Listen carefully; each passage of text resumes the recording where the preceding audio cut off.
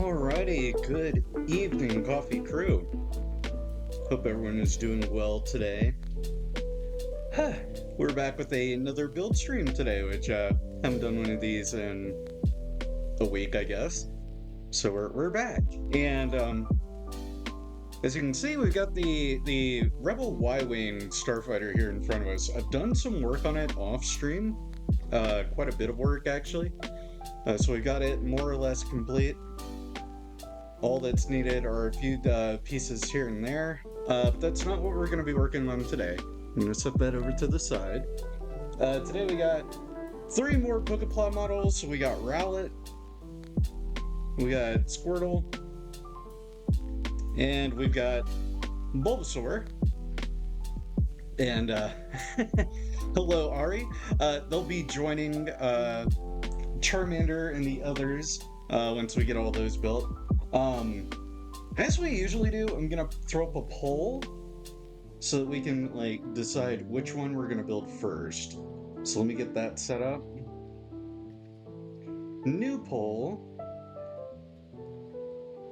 And this will be a, I don't know, 5-ish minutes poll. Nice flannel. Oh yeah, thank you. And getting that poll set up. This always takes me a minute. Rowlet, Bulbasaur, or Bulbasaur, or Squirtle. And let's see. Yeah, we'll make that a 5-minute poll, get that started. Alright, polling is live. Let the first little ad break kind of play out. Mouse Hides, what are we building today? Check that poll. That'll tell you what we're starting with. And I've got it set to where if you guys want to spend extra points to skew it ever which way, you certainly may. How are audio levels? Does music need to be turned down any? Do I need to adjust the mic any? How are kind of volumes and everything sounding? Let me view those results real quick. Holy shamoly! Some of you are spending an awful lot of points. My God. Whichever one gets second place will be the second one to be built. Slamming that Squirtle button. Oh, you got some fierce competition. Someone is heavily outspending you, Ari. Don't waste all your points on the poll. My God.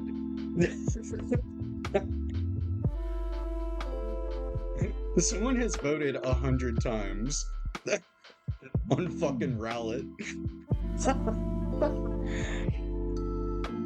Ari spending 75 points or 75 votes on Squirtle. I'm pretty sure almost all those are yours. And then the folks voting Bulbasaur, I'm sorry to tell you, but there's not a chance in hell Bulbasaur makes it out of this.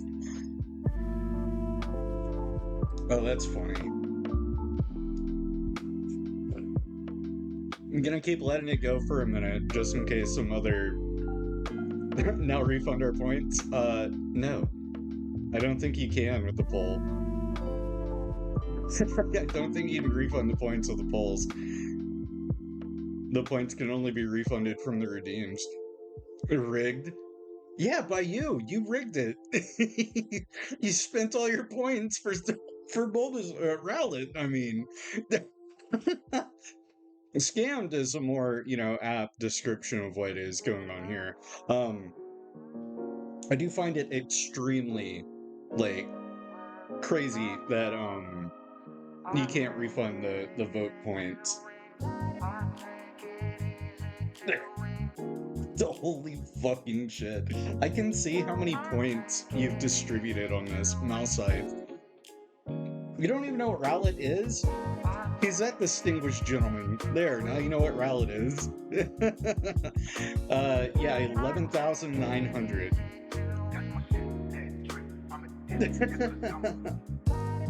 And then let me see over here.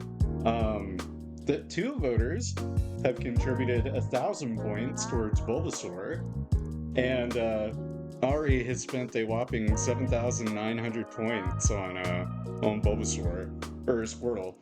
So I'm gonna go ahead and end the poll. We're just gonna call it done. Oh my god. I'm gonna go ahead and call it done. So the winner was Rowlet with 120 votes. My hundreds of viewers have contributed so much towards this poll. Squirtle with a commendable 80 votes will be our second build. And then Bulbasaur with the meager 11 votes get dead last, but hey, you know, tough luck. All right, close out of that. Twitch, let me refresh this so that I can go back, and here we go. Oh, that's so funny. I should really, like, next poll, if there is a next poll, I'm just gonna turn off contributing points. You guys aren't responsible with your points. You can be spending that on better stuff. Like Mouseides, you could have picked the next game that we played if I had that. Time to make 200 fake accounts. I'll turn a blind eye. Oh goodness. Oh, and shoot. Just realized it's something that I probably should have done before starting today. I gotta take the boys out of their boxes and everything. That's gonna be fun. So you guys get to hear some wonderful plastic bag ASMR.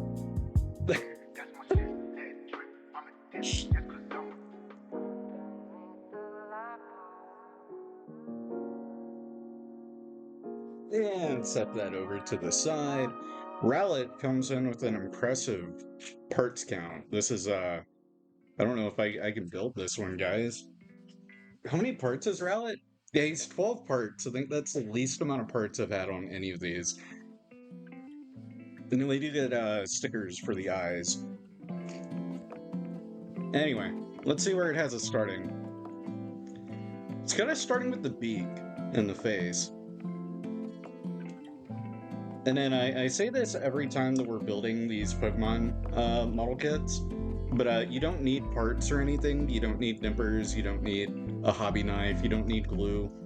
Everything you need is provided for you. You can pop the parts right off the sprues, in fact. So they're very straightforward kits. Great for beginners, great for building with like the kiddo. If you got a kid that loves Pokemon. Great for first-time model kit builders, of course.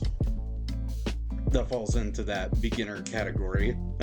But yeah, very straightforward and pretty inexpensive as well. Most of these go for about $10 retail. You can find them for a little bit cheaper at some locations. And then what I've been telling a lot of folks is you can actually find these at Walmart if you're in the US of A. You can find them at Walmart. Not every store carries them, but Walmart is a carrier of these models now. So if your store has them, hey, check them out. And I'm gonna go ahead and take like all the parts off the runners, and then we'll get started.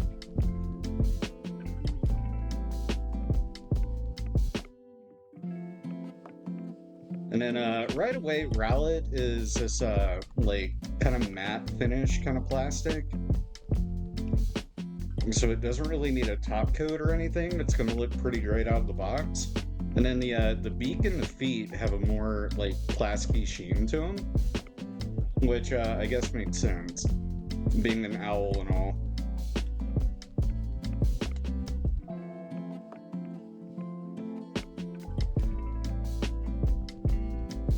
And then we built Sprigatito a few sessions back with the build streams. And then I think it's called Masquerada. the like final evolution for Sprigatito is supposed to be getting a model at some point, so I might grab that one if I see it available in any of my shops.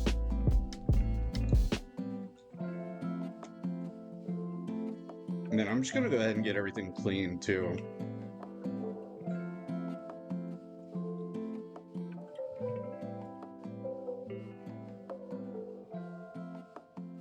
Borrella's very straightforward. From the parts I'm seeing here, it's literally like two halves sandwiched together. And then you got some like detail pieces here and there. Hi, Feeding Virtuoso. How you doing this fine morning or evening in my case?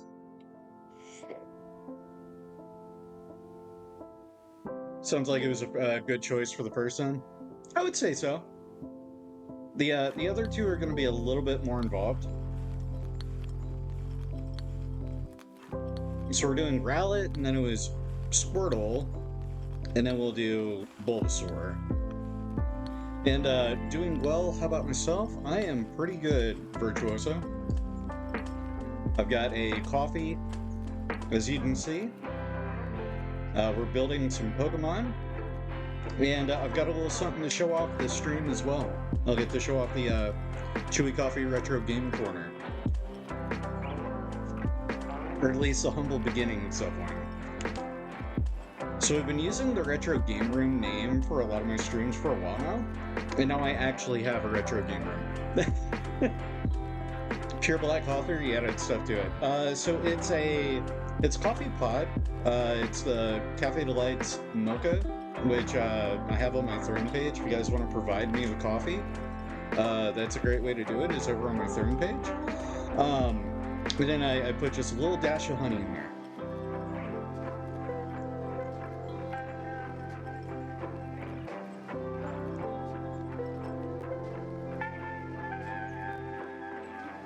So you guys have like an active means of fueling my coffee addiction now. And I'm gonna go ahead and get this part slapped in there. Let me see, I think it goes like, yep, right here. Get these feet. But whenever I brew coffee in my French press, now that I always drink it black.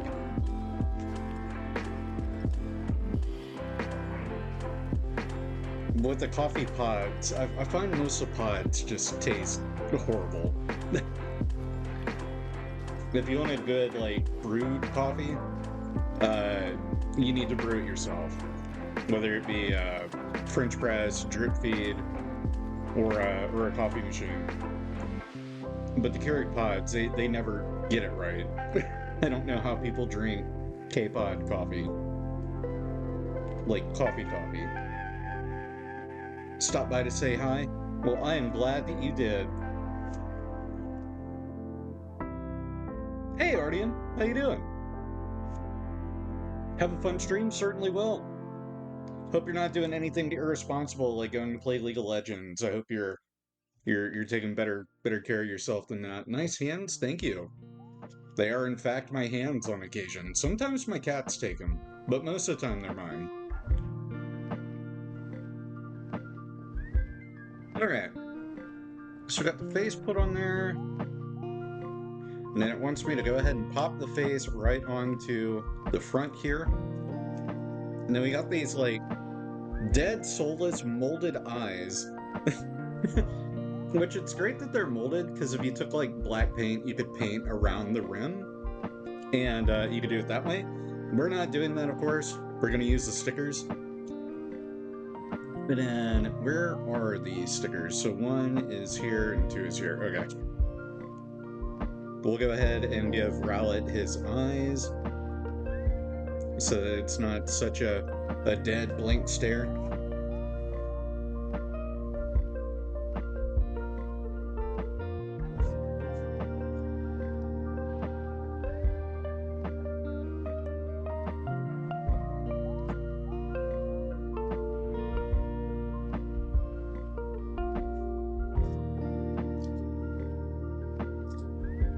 And the other eye.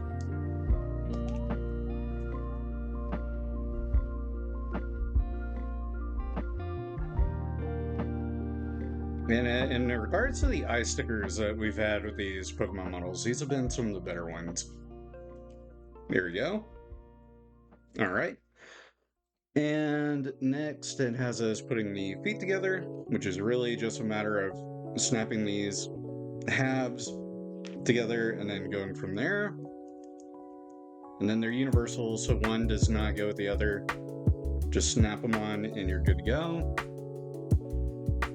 Then those snap in to the bottom of the base here.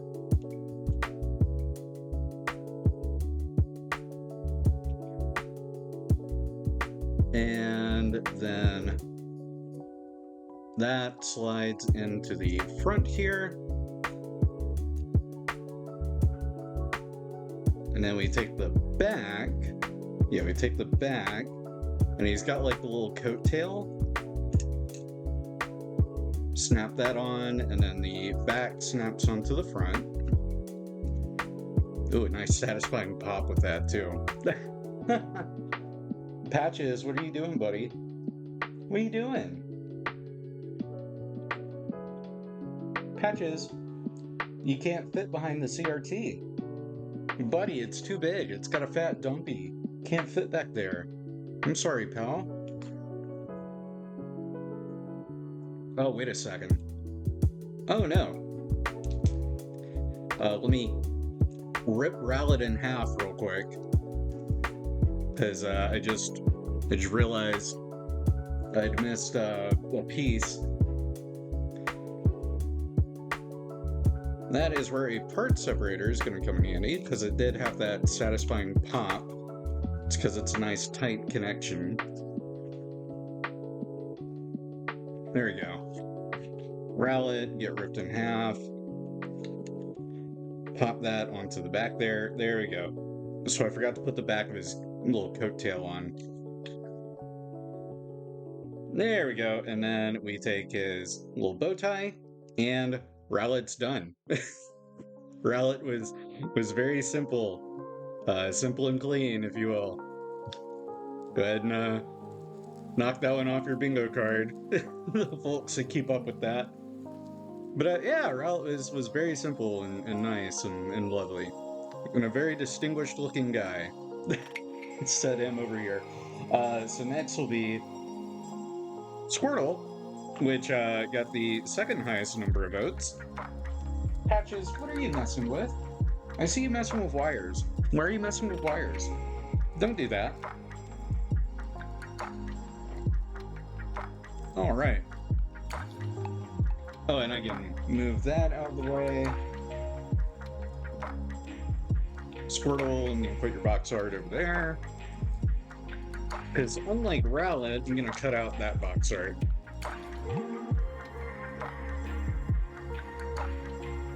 And what do we have for stickers for Squirtle? Looks like just the eyes. That's good.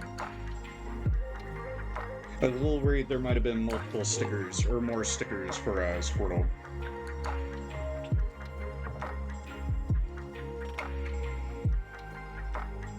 And then, same as Rowlet, I'm going to go ahead and cut everything out. And get everything cleaned up, and then we'll start.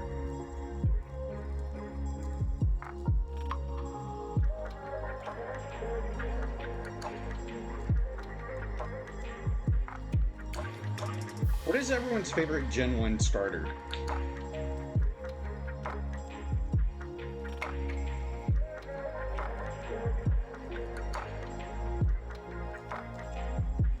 Bulbasaur? Yeah, I knew yours was Bulbasaur. I'm a very, very close, heavy toss-up between Squirtle and Bulbasaur.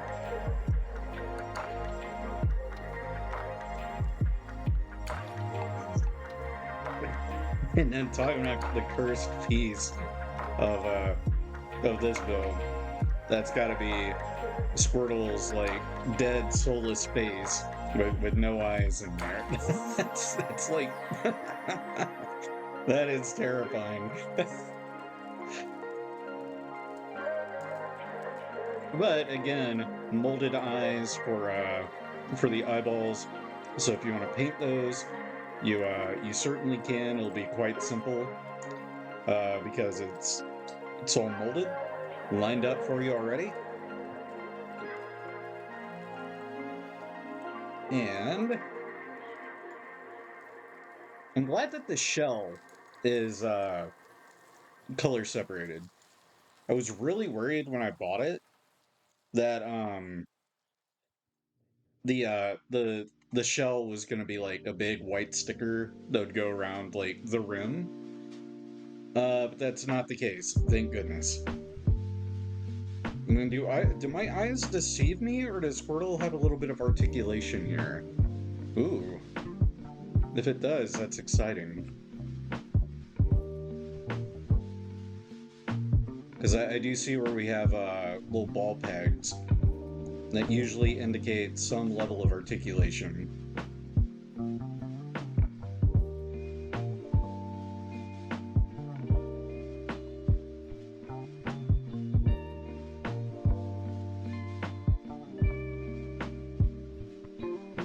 And now to cut out his little Pete.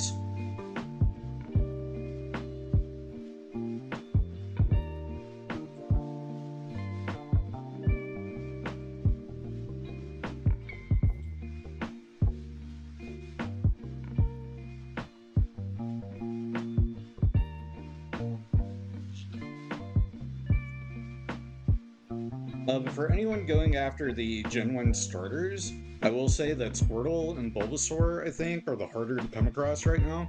I think they may be in need of a reprint.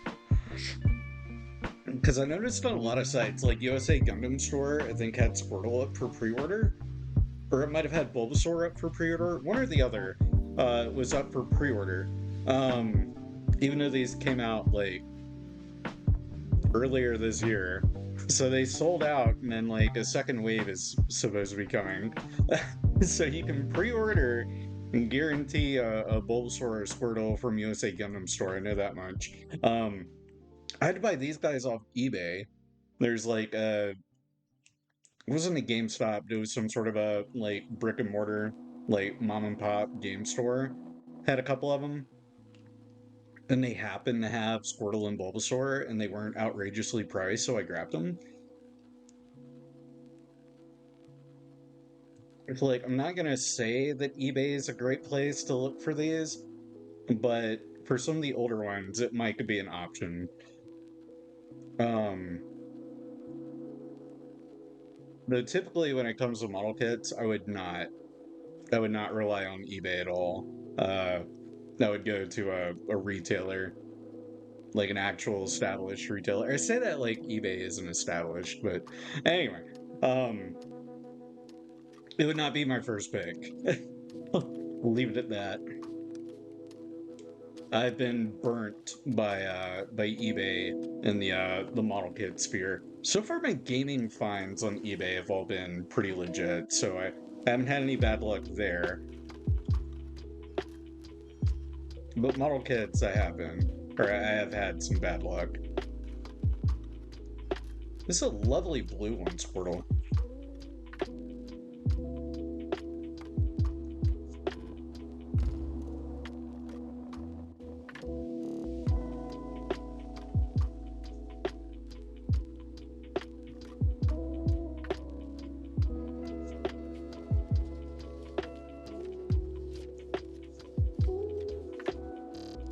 Out of the model kits, I want to say that Bulbasaur maybe has my favorite pose and look to him. I think I would like Squirtle a little bit more if it wasn't doing the whole, like, high big wave. But it's not terrible. And then Charmander is just like, the face on Charmander was maybe a smidge off. I don't know what it was. But Charmander, during that last session, I did some panel lining on the face. I ended up going back and erasing it. I got rid of it because it did not look good. It did not look good at all. It made the odd facial expression look even worse. Like, Charmander looked like he had seen some shit.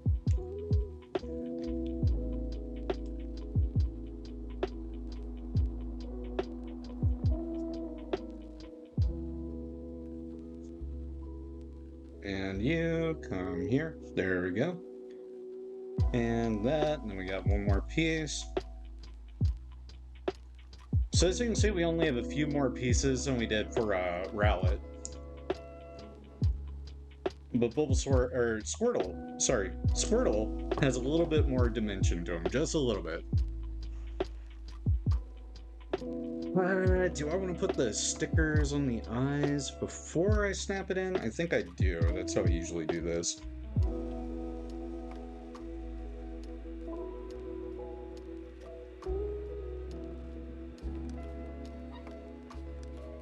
Yeah, I'm gonna put the eyes on and then I'll slide it into place.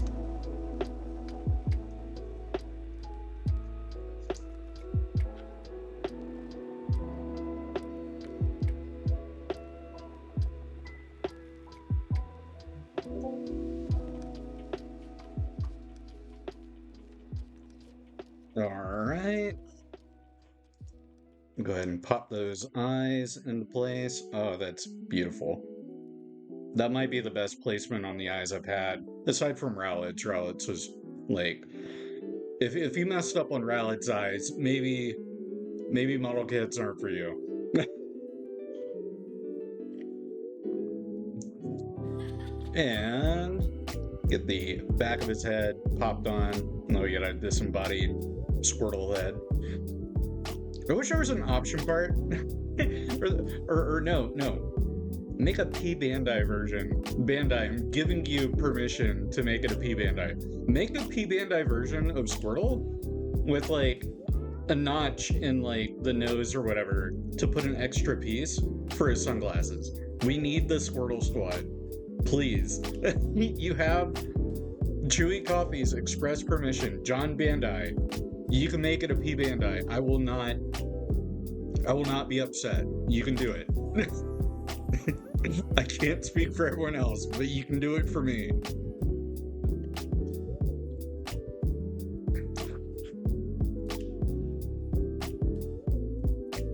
And then looks like with the shell, it's literally just a matter of pop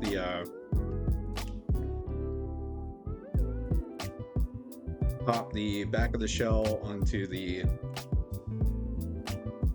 back here. And then we take our rest of the shell. That'll pop into place. Ooh, nice satisfying pop sound once again. I like that the instructions even say, push it in here.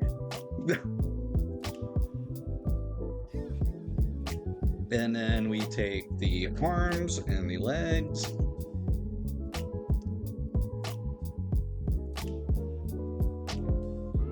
Which are just two parts that sandwich together. Nice and simple. And then one of these will pop into one spot and the other will pop into the other. I'm trying to see which one goes where. I think this might be the like wavy arm. Is that right? Yeah, it's got its arm like, yeah, you know, hanging out. The other arm goes right there. So he's doing this like an arm salute. I don't know. No, not an arm salute. That's not what Squirtle's doing. Pop a leg in, and I was wrong. There's not really much articulation here.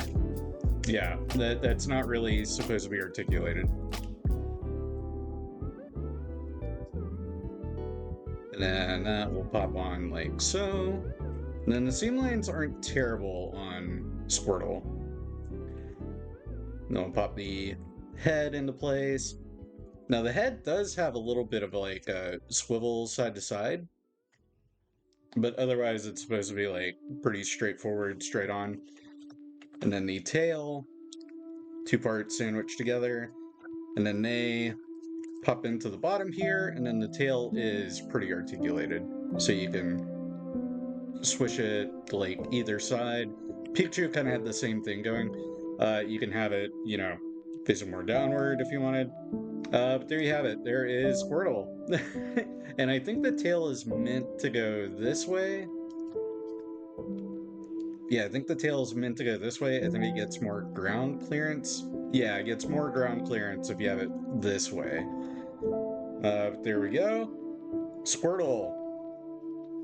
Looking great. I actually really like the colors on Squirtle here. And then it's a bit of a shame that we get like this nice panel lining, but if you panel line it, it looks off. Something about it does not look right.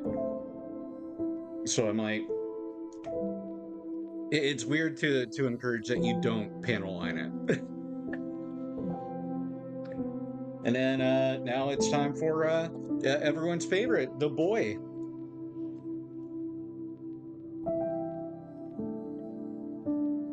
The real winner of the vote, if you ask me.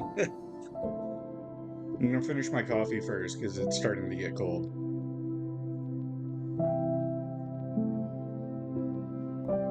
Ah, good stuff. Set that over there. Oh, and Squirtle, let's move your stuff out of the way. Trying to fight back a sneeze too.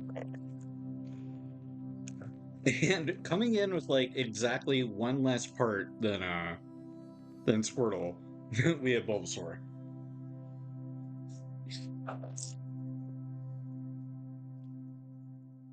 Can't wait for Patches to jump up to consume all the microplastics.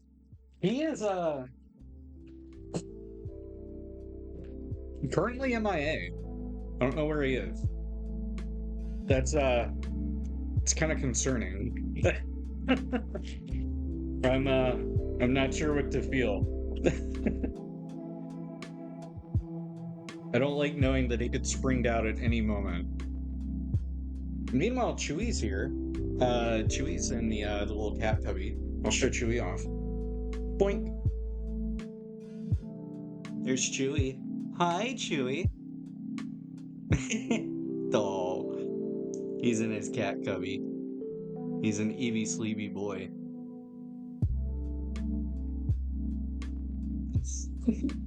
I love him. His stream's gonna cut out because his Patches is chewed through the power cable. Oh, and then while we got the thing off the stand, here's Rhea. Hi, Rhea. And then there it is. And there's me. Hi, that's me. Let me turn that on real quick, and then show off the backlog, I guess. But I was gonna show the N64 off. If it'll, there we go. And then the sound might pick up, I'm not sure. I do have the mic kind of far away.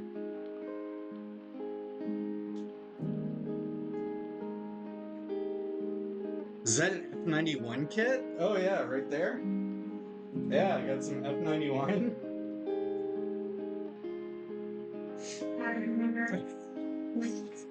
Oh, I hope that picks up. As crunchy as it'll be.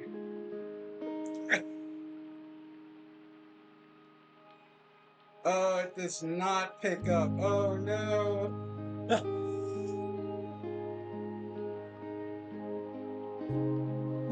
But yeah, good old N64.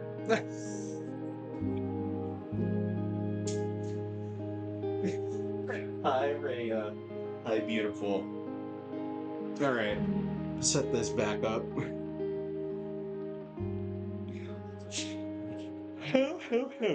And yeah, there was a G cannon in the backlog there. I don't know if it was visible, but there is a G cannon. All right, looking at our sticker sheet.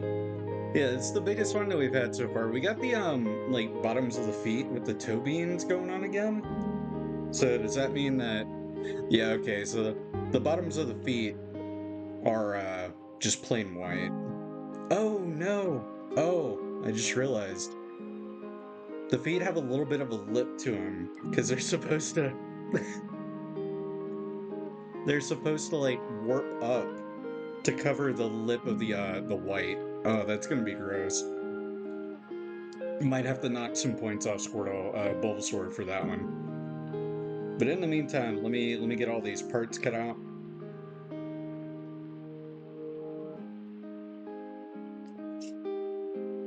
And then I think I heard Patches messing with the water bowl, so I may need to go fill that with water. So let me go and do that. I'm gonna throw up that BRB screen. I need to water my cats.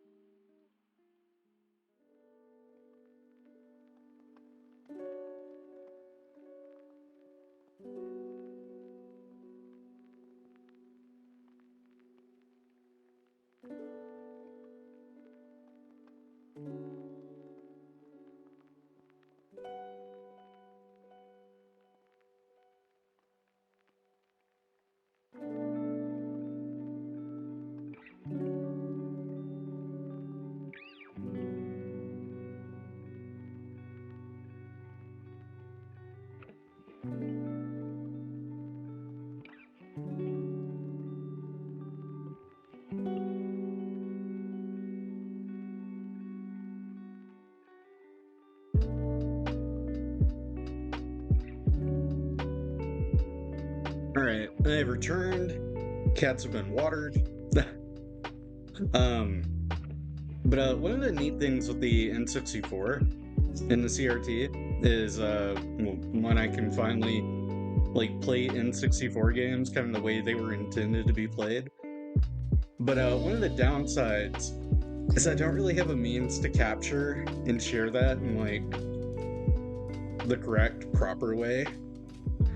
Not to sound like elitist or snobby with retro gaming or anything. It's Nintendo intended causing blisters. Yeah. I might consider getting an N64 replacement controller. I want to say Retro Fighters made a pretty decent one. That like changes up the form factor to be less blister-inducing and a little less cumbersome to use. Because I was playing a little bit of Paper Mario, and man, yeah, I did not miss a Nintendo 64 controller. The fact that Nintendo made a first-party Nintendo 64 controller for the Nintendo Switch is kind of wild. I get the novelty of it, but actually sitting there and playing with it for a long, duration, I couldn't imagine. I haven't done that since I was 7, 8 years old. And then our cursed Bulbasaur piece.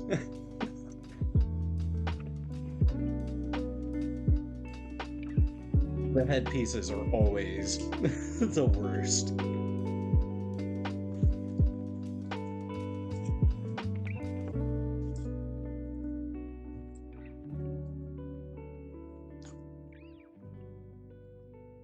Why do I have cat hair on a kit that I just opened? Like, come on.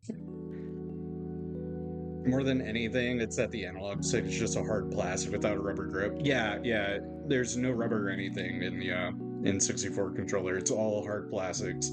I don't know if the Switch one updated like the plastics at all to have a rubber analog stick or not. I feel like it doesn't. But yeah, that's gotta be one of the worst. Did I ever show you the incredibly cursed head for the figurized bust I did of Sakura Miku? I don't think you did. Please share that in the Model Kit Corner. Which, speaking of Model Kit Corner, anyone that isn't part of the Coffee Crew Discord server, we do have a Discord server, which you can find via that link that I just shared. So we got the model kit corner, which I was just talking about. It's a place where you can share your model kits if you're a fellow model builder like we are. There's also a space to share pet pics, food, content creators. There's a role for you guys that if you want to get a live notification to send out whenever you go live, we have that available. And then it is also your best bet on getting notified when I go live, aside from Twitch itself.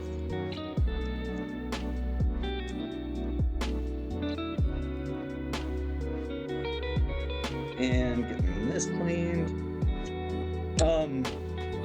Also with the CRT, it really makes me want to get a GameCube again. Like, a GameCube would look so good on that. My PS2 would look good on it, but with the PS2, I do have a really good HDMI converter for it. PlayStation's had a much better go at it with HDMI converters and other consoles, at least from my experience. Because I had one for the Nintendo 64, and that thing was rough. Like, it was genuinely hard to read text and everything on with the converter. But with my PlayStation 2, everything's so clear. And I don't know if it's because I've got it, connected to a better TV that has better scalability or what. But it just, like, all around, that converter looks so much better. And it's not even an expensive one. I'm just using the Hyperkin PS2 HDMI converter. But it's a really nice one because it does have the toggle for 4:3 aspect ratio and 16:9. So you can swap from letterbox to widescreen. Or would it be columns to letterboxing? Yeah, letterboxing would be bars at the bottom and top. Columns would be on the sides. Yeah, so columns and widescreen for people that don't know their aspect ratios.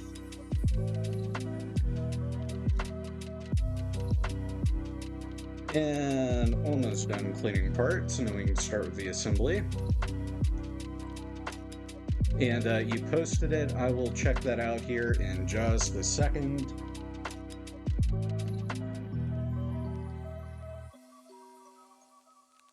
All right, let me pull that up on the iPad. Discord. Okay, corner. Oh, that is.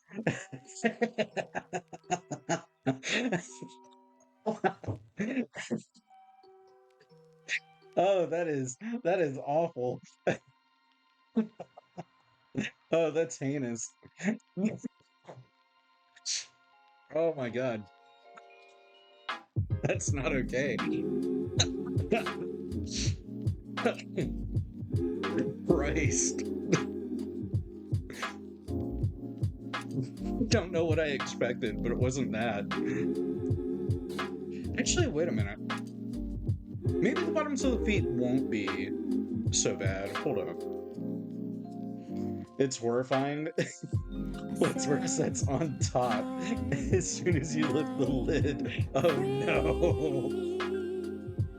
Oh no. Oh, what a way to be greeted.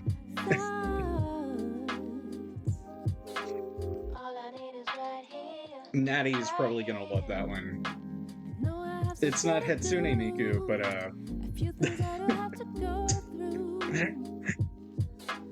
it is a Miku derivative.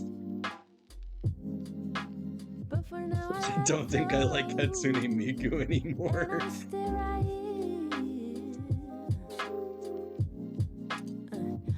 Oh man. Yeah, Natty will get a kick out of that one. Can't wait for her to see it. Alright. Oh, we had a few more pieces clean. Where are these located? These must be, oh, they're over on, like, Bulbasaur's side.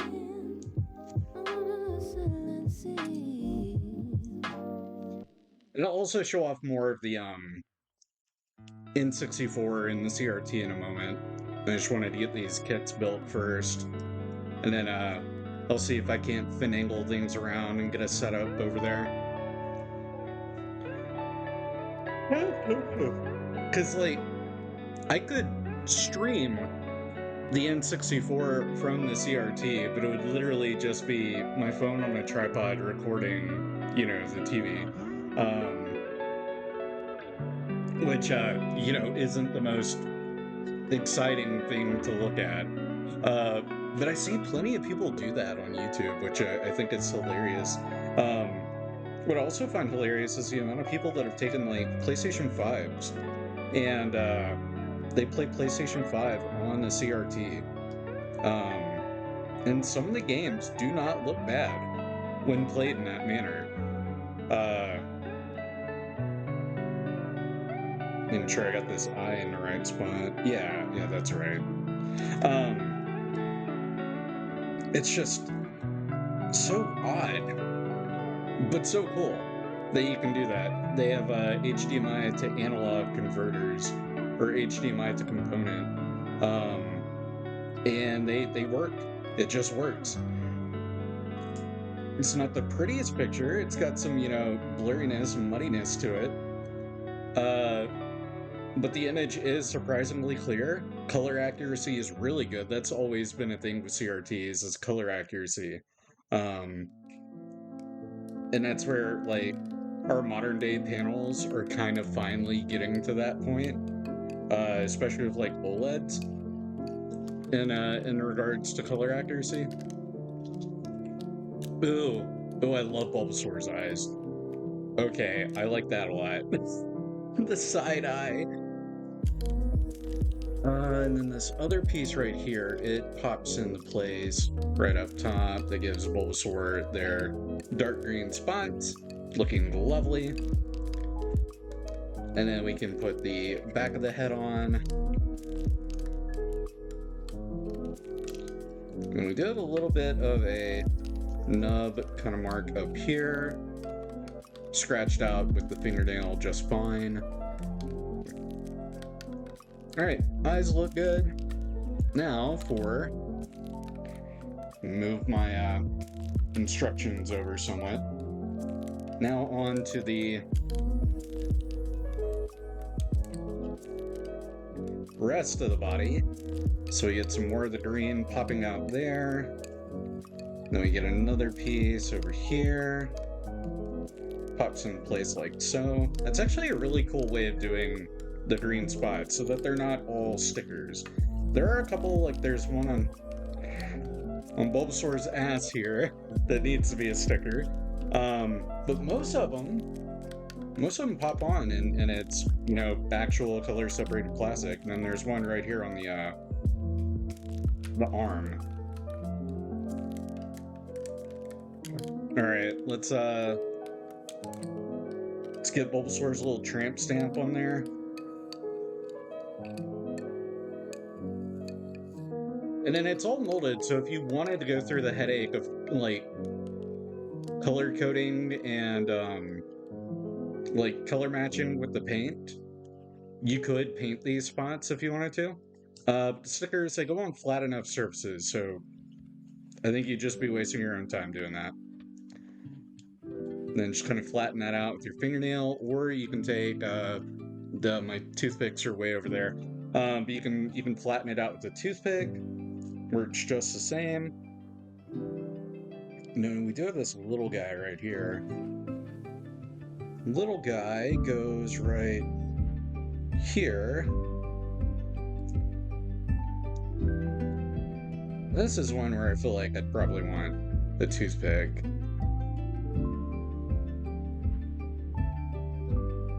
But I can use the tip of my tweezers for the same effect.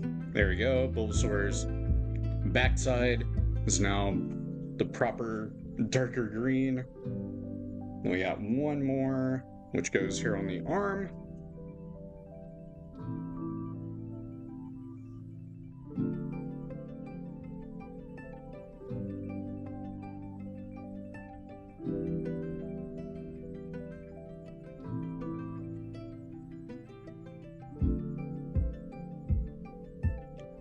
we are.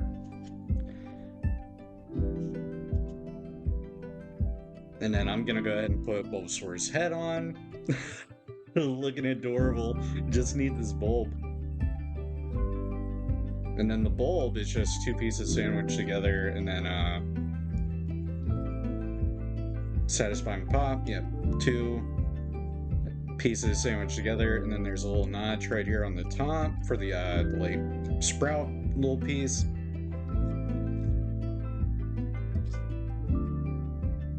And then Bulbasaur is pretty much done. We do need their little toe beans, which each have a little molded part to be able to differentiate where they go.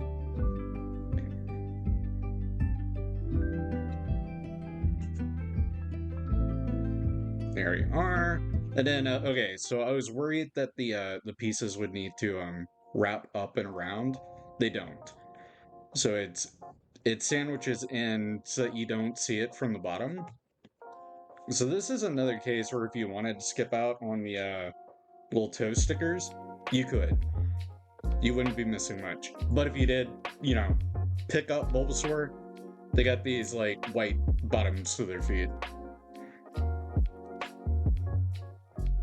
Not the worst thing though, and I'm gonna put one of these stickers on just to kind of see how this looks. Doom, doom, doom. It lines up nice and easy too. I don't even mind that the toe piece like goes on the hollow part. You barely notice.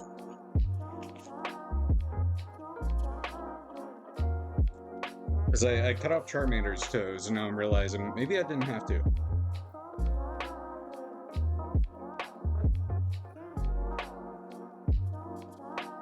Don't take that out of context. I just realized what I'd said.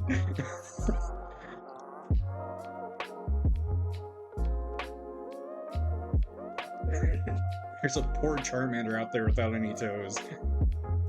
And it's all my fault.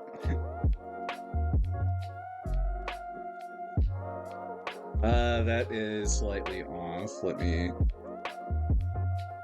pull that up real quick.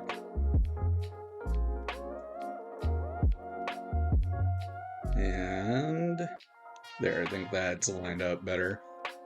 Yeah, that's better. Much better. Alright.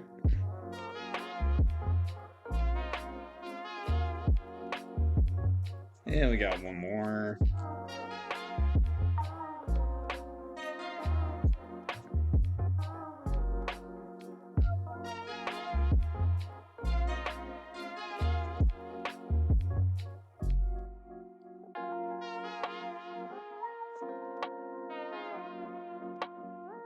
And give me just a second. I just realized I had not put out a live notification on Twitter. Let me do that real quick.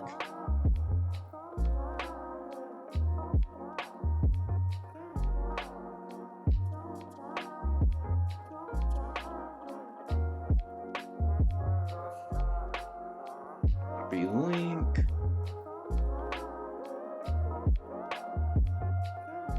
And now I gotta find my post. Where'd my post go? There we go.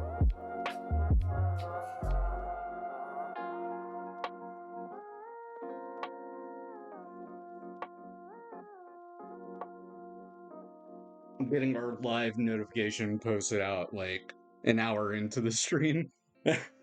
Of course. Alright, and refresh over here. Good stuff. But yeah, there's Bulbasaur. I don't think like anime accuracy, I would say Bulbasaur maybe has the highest marks. Though Bulbasaur also has the most noticeable like seam. So we got this very, very noticeable seam right here where the head connects. And unfortunately, with like the way Bulbasaur is put together, there's no real way to fix that. Unless you want to go through the trouble of like puttying and then repainting the entire model. So kind of take that into consideration. But granted, Like, when looking at Bulbasaur from the intended angle, it's not near as noticeable. There's Bulbasaur again, get Squirtle.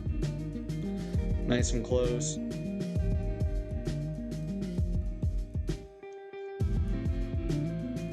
And Rowlet. It was by far the simplest of the trio. And they're good to go. They're going to hang out over here. Maybe deter Patches from sitting in that spot. And I'm going to put Squirtle in the middle. And they'll be flanked by the grass types. They're in a sticky situation. Okay. Now let's get the box arts cut out. And then we'll do some box breakdowns.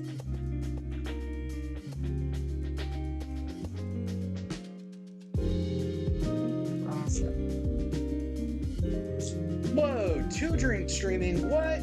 No way!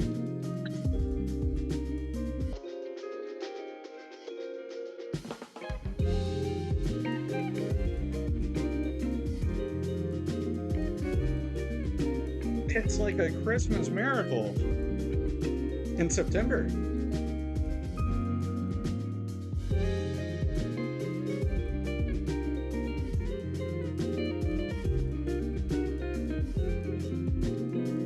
Nice clean cut right there.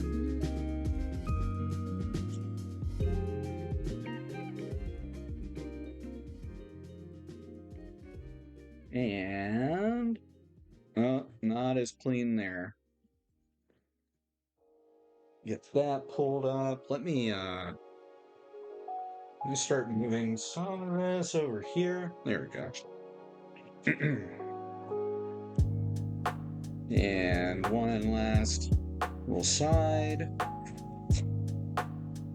There we go. Pop off nice and easy. We have to save our lovely box art. Rather simple box art, but I wouldn't have it any other way. And now to do the same with Squirtle.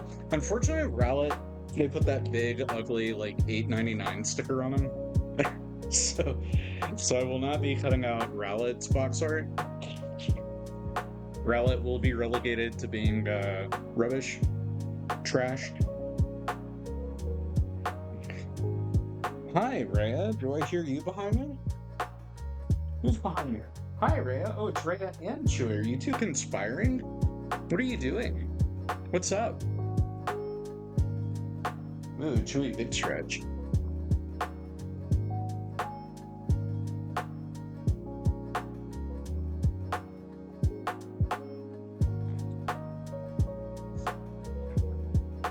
Still, no patches, which is, with this long and no sign of patches, that's ominous. That means he's gonna show up and have, like, a big impact.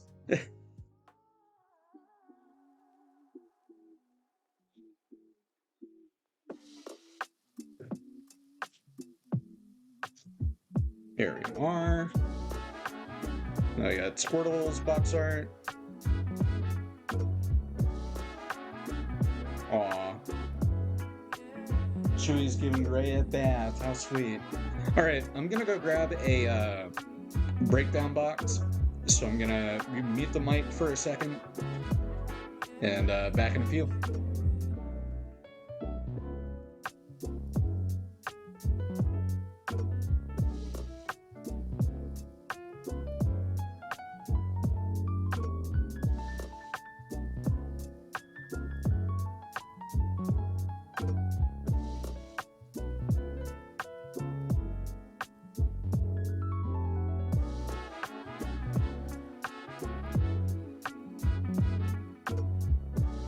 Alright, I am back. We got the Blue Destiny Unit 3 in the exam mode.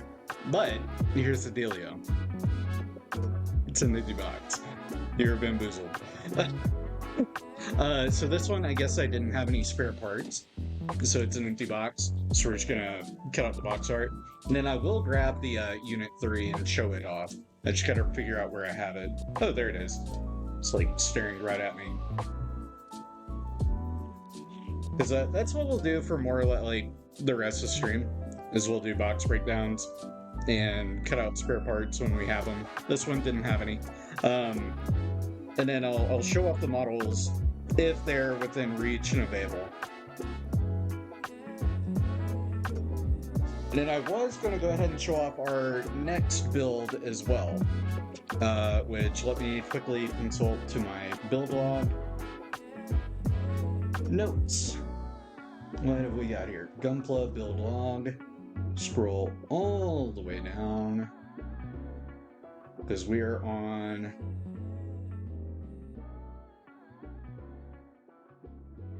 this is not updated. Why is that not updated? So our next build is not the high grade origins gym cannon. It's gonna be something else, and I'll show it off in a minute. Weird that my notes aren't synced between my iPad and phone.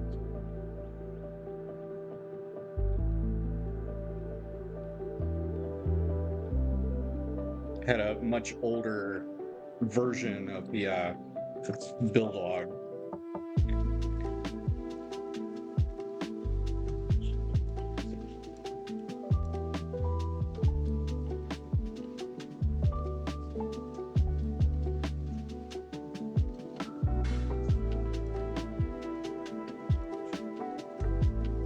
Excuse me.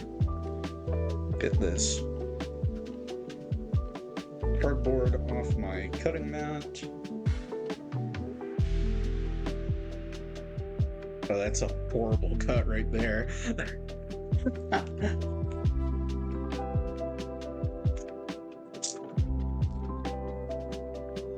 Semi-serviceable.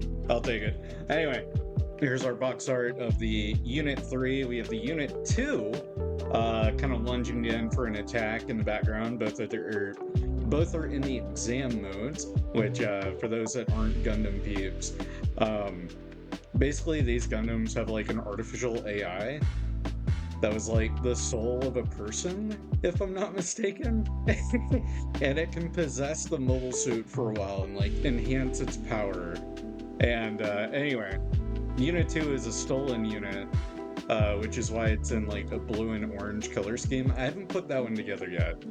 So that one's in my backlog. That'll be a build stream kit at some point. But Unit 3 I built, God, like almost 2 years ago at this point.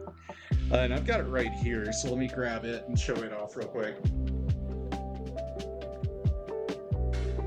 Because Unit 3 has that very like classic kind of Gundam look to it, being based off the Gundam ground type. Great little kit. All the Blue Destiny units are, so really like this guy.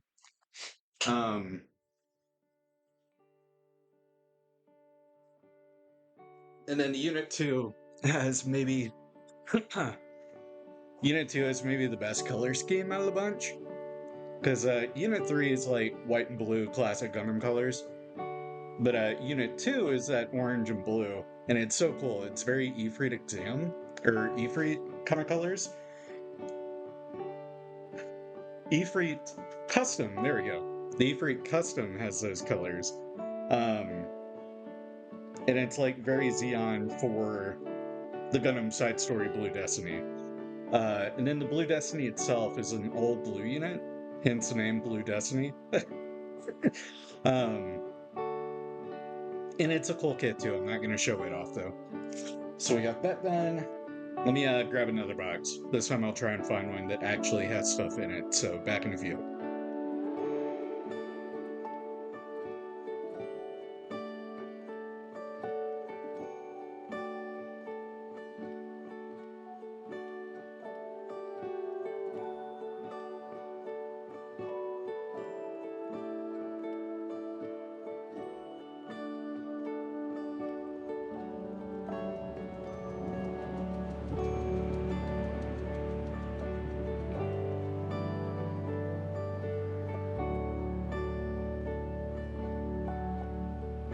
Alright, this one should have stuff in it.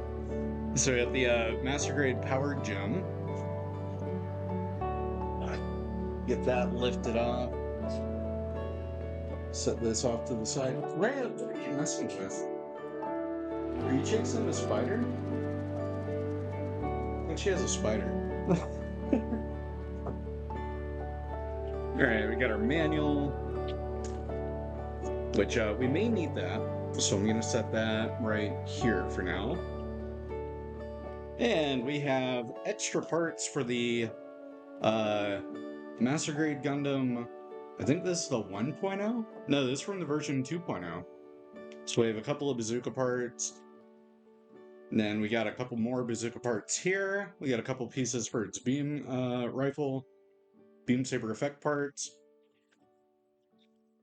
A couple of screws, which may not need, but I'm going to toss those over there. Extra polycaps. That's an empty runner. An empty sticker sheet, which we used all those stickers. Got some backpack pieces and some more of those bazooka and beam saber parts. We got a couple of pieces to a backpack here. But I don't think that'll be usable, so I'm going to toss that in there. Yeah, I'm going to say that's an empty runner. Some weapon parts. That's an empty runner.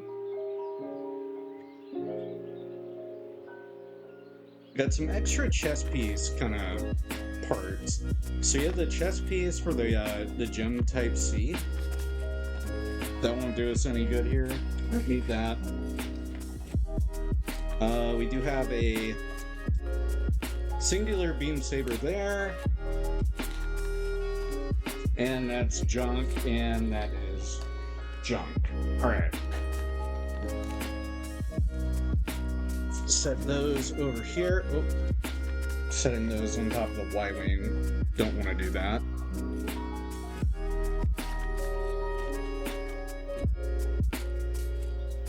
We have this beam saber, which I definitely want the beam saber.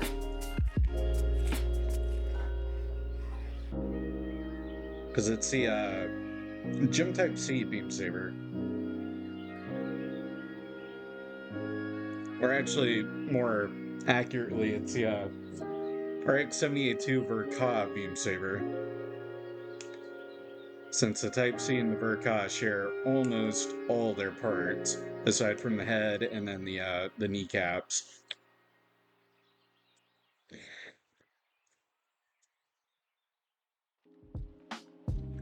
Beam saber effect parts, which we have a bajillion of these. Now we'll get to add to that impressive collection of beam sabers.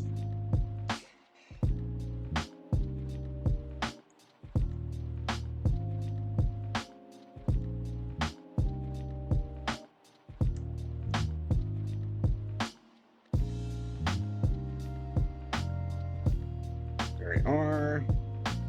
Oh yeah, that's the one with the little notch in it, so we'll get to have fun kind of popping that into place. If you don't line these up just right, it's kind of a pain in the ass. That wasn't too bad. Okay.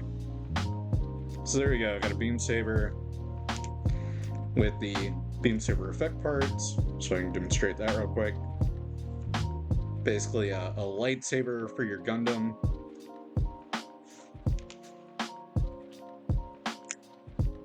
Or more accurately, your mobile suit. Then we got our extra polycaps, which I'm going to go ahead and pop off. These are the Master Grade scale polycaps, which don't get used near as often, especially nowadays, as we get more and more into a polycapless kind of era with Gundam and Gunpla. Like, even the high grades have started moving away from polycaps, which is really impressive. I haven't built a modern high grade in a minute. Like, I would say the most modern high grade that I built in recent memory was the Zaku, Desert Zaku that we built, like, a couple months back. And even that was, like, an older kit with some new tooling, so it had a few instances of polycaps. And let's see what we got here. So we have a few of the beam gem machine gun parts, which we won't really be able to do anything with those. But we do have the beam spray gun, which I should be able to get, you know, cut out and put together.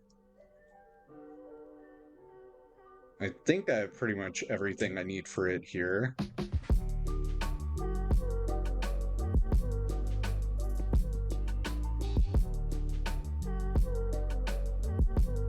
But it's not just two parts that sandwich together. I am missing something. Is it this piece right here? I think it might be this piece right here. Yeah, and then we got some like thruster bells, which I could definitely use those. I love when kits have extra thruster bells. Which I think those are the ones that were supposed to go on the RX-78 Verka backpack. But since the gem, the powered gem uses its own backpack from like kind of the Alex, it's a very Alex-esque design, it doesn't use them.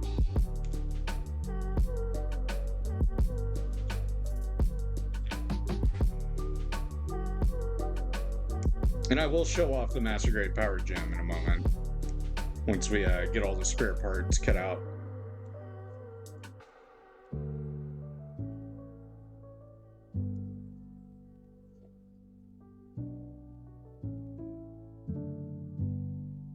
And I'm just hoping that I got the right piece here.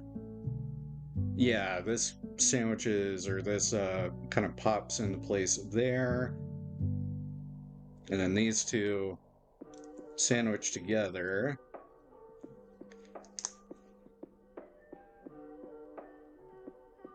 Yeah. Yeah, those sandwich together.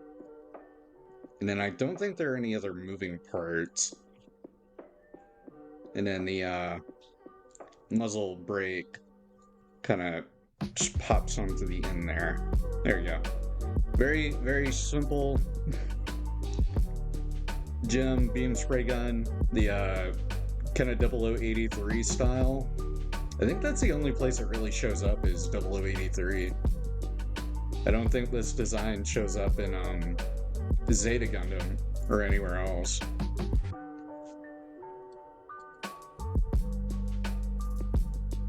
And then we do have these thruster bells, which actually, wait a minute. Yeah, these are from the gem. I thought maybe they were from the Gundam Mark II 2.0, but it wouldn't have had the spray gun there. And then what kills me about the power gem is it includes the Gundam 2.0, Gundam Mark II 2.0 runner, just for the bazooka. That is the only reason it's even included, is for the bazooka. Which is incredibly silly, if you ask me. I'm gonna take this magazine part. Yeah, it'll cut out the magazine. Everything else I can't really use without the rest of the gem rifle. And welcome back, Mouse Scythe. Good to see you. So I'm gonna say that's it for that runner. I won't really be able to use anything else. Hello, Luna. Good to see you. Luna, if you would be so kind, can you help me pass out shouties? There aren't that many to pass out today. At least not yet.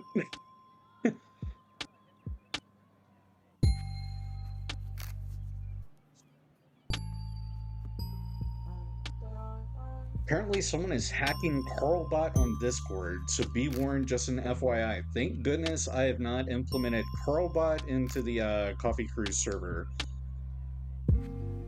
The only bots that I've included are StreamRecord, and then Dinobot. But I do know I am in a lot of servers with Carlbot, so I will keep that in mind. Hit up the Valve Discord on Deadlock announcing the game's closure, which was false, obviously. Oh, and was like the link included a phishing whatever kind of link? Like included a link to see like an article, and it was a phony.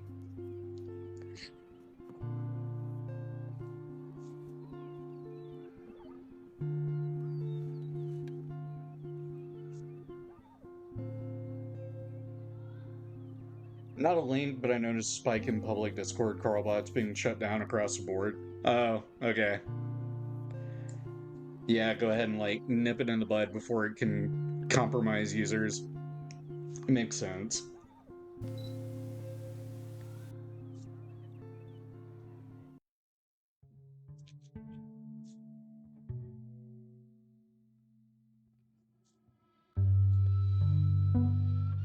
And this is our last little thruster bell. Yeah, I know. What a lovely collection of plastic to lay in patches in about 10 minutes. I think I have my desk cluttered enough right now that it'll discourage him for the most part. We'll see. He was more interested in the even more thruster bells. Oh, that's awesome. Uh, he was more interested in the CRT earlier. He doesn't know what to think of it. It's a new big boxy thing, and it's taking up the table that he used to like to sit on.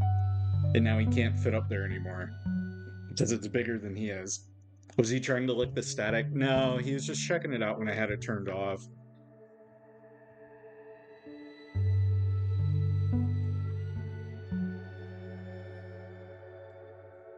But I wouldn't be surprised if during one of the game sessions that I have with it, if he'll like hop up there and feel the static and either get freaked out or want to investigate. Which Gundam is this? So these are the parts to the powered gem, which I'll grab the manual in just a sec once I get this cleaned. Parts of the powered gem, which you can see pictured here. And this is a premium Bandai kit, and it's one of the sillier kind of P Bandai kits. It kind of set the precedent for kind of more modern P Bandais that we have now. Um, so it's a lot of unique tooling and new parts, which at the time that the Type C had come out, or the Power Gem had come out, that hadn't really happened yet with Premium Bandai. Premium Bandai, by the way, for those that aren't familiar, is an online storefront where you can get exclusive model kits from the Gundam franchise and stuff.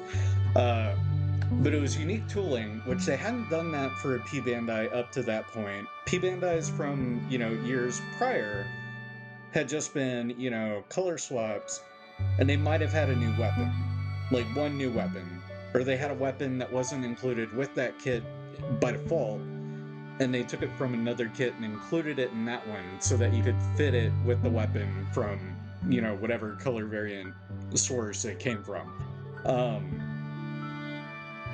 The gem Type C, or the powered gem, and I keep saying Type C because the powered gem uses a lot of tooling from the Type C, which was the other kind of point of contention for the powered gem. So the powered gem came out, I want to say in 2012. Let me look at the box. Type C USB connector? No, no, no, no. No, it came out in 2016, which is even better.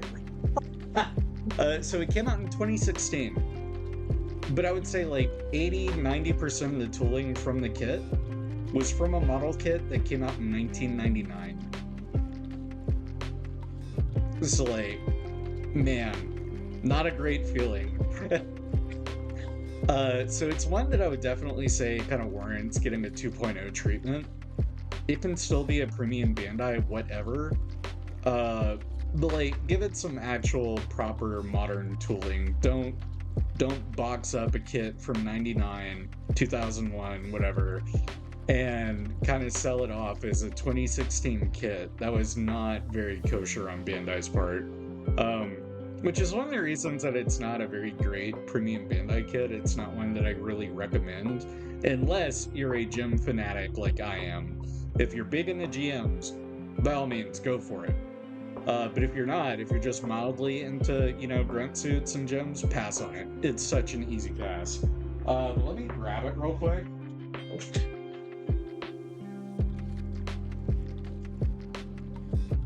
It's like, despite it being, this old kit, or a 2016 kit based off some, old tooling, it doesn't look bad.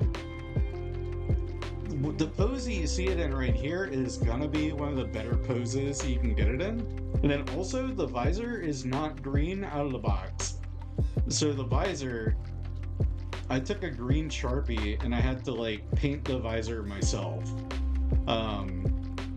So that's another little point of contention, I would say. But it does come with water slide decals. They look fine. But then, most of the tooling's based off the Gem Type C. Like the backpack and the front of the torso here, and then the bracings on the legs. Those are the only new parts.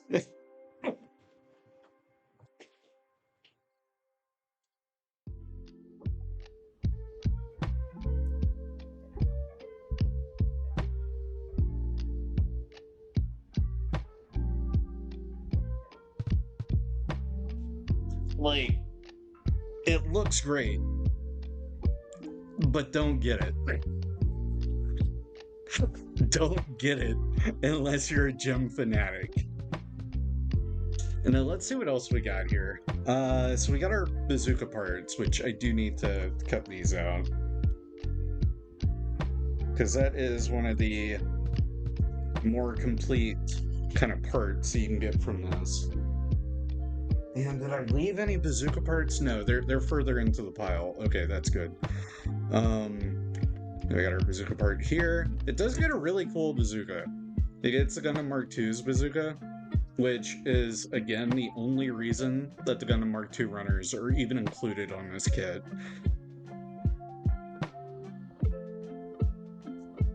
Because I don't even think you can finish building the backpack and stuff. I think you're missing, key parts that are needed to make the backpack and everything. Same goes for the shield.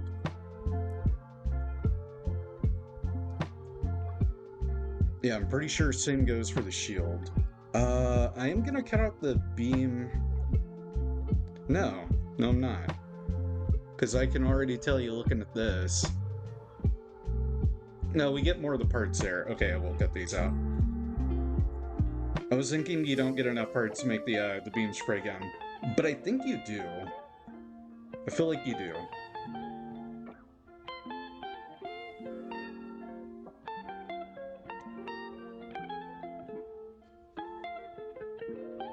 So I'll have those up there. We got our thruster kind of nozzles. I think this is a part to the bazooka right here. Or it might be a part to the beam spray gun, or the beam rifle. We'll take that. That looks like, I think that's the back cap piece to the beam rifle. This is the handle to the beam rifle. I've never built the Gundam Mark II 2.0, so I don't actually know the assembly for the rifle. I'm just kind of guessing here.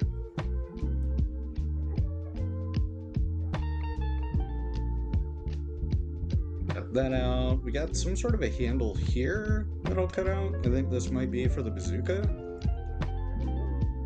It's like two parts that sandwich together. Yeah, that's probably gonna be the bazooka. Trigger right there. These are backpack pieces. These are backpack pieces. That's piece of the shield, which I don't think we get all the pieces for the shield. That's for the shield. This is for the shield. I'm gonna set this to the side just in case I'm wrong. But I think even the manual skips out. Yeah, the manual skips out on like explaining how to put together the Mark II pieces. So you don't get them.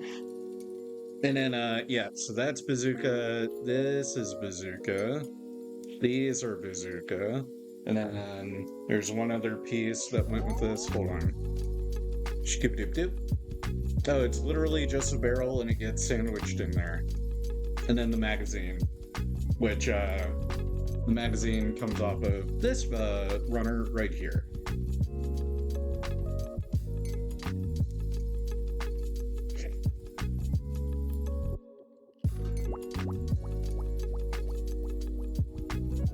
And looking at this runner, I want to say maybe we do get all the pieces for the beam rifle.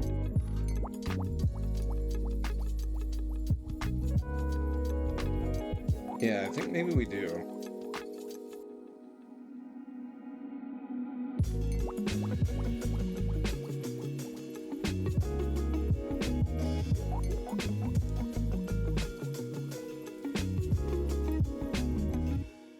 These are parts of the beat right here. These are all magazines for the beam rifle, so I'll cut them out.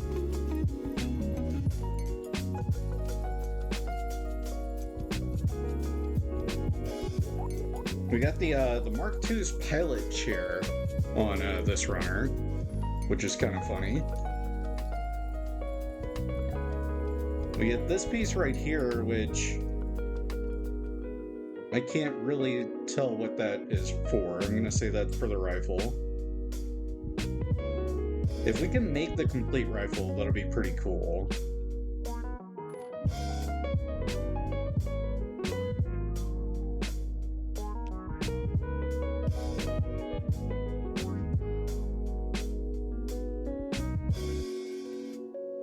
Alright. Set that there. Other half of the magazine. And then those are paired off. So I'm going to set that here to the side real quick, just because we're starting to get a lot of pieces here. Let me go ahead and get the barrel to the bazooka. There we are. We do get the Mark II's beam saber parts, which is neat. We get a seated pilot figure as well, which I can cut out. Put him in the war crimes pile.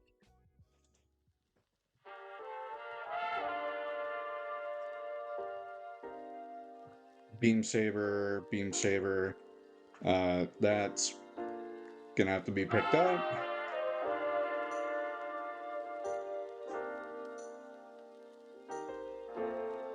Yeah, I think we're missing parts for the shield, so I'm glad I didn't get invested in trying to put that together. I do have hands on occasion cringing crisis. Kind of crazy, isn't it?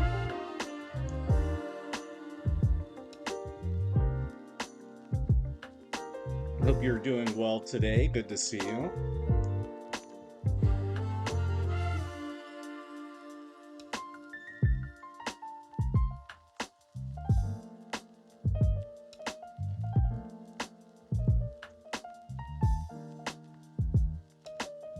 Is this your first build stream to tune into? I could have sworn you would tune in for one in the past. Oh.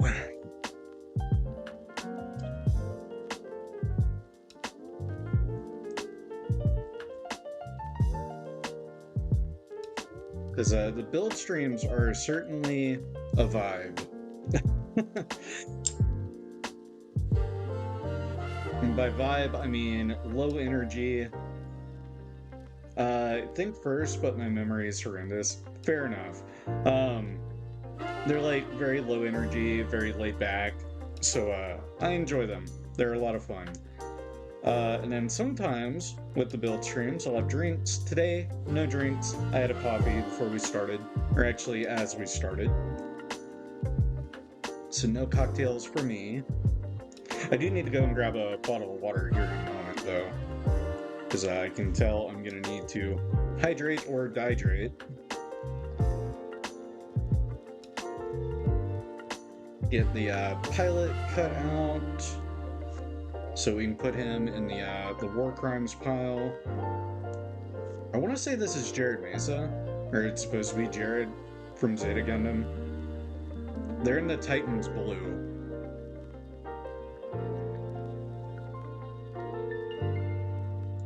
But then again, the pilots are also pretty generic for the Zeta Gundam suits. With that other magazine snapped together.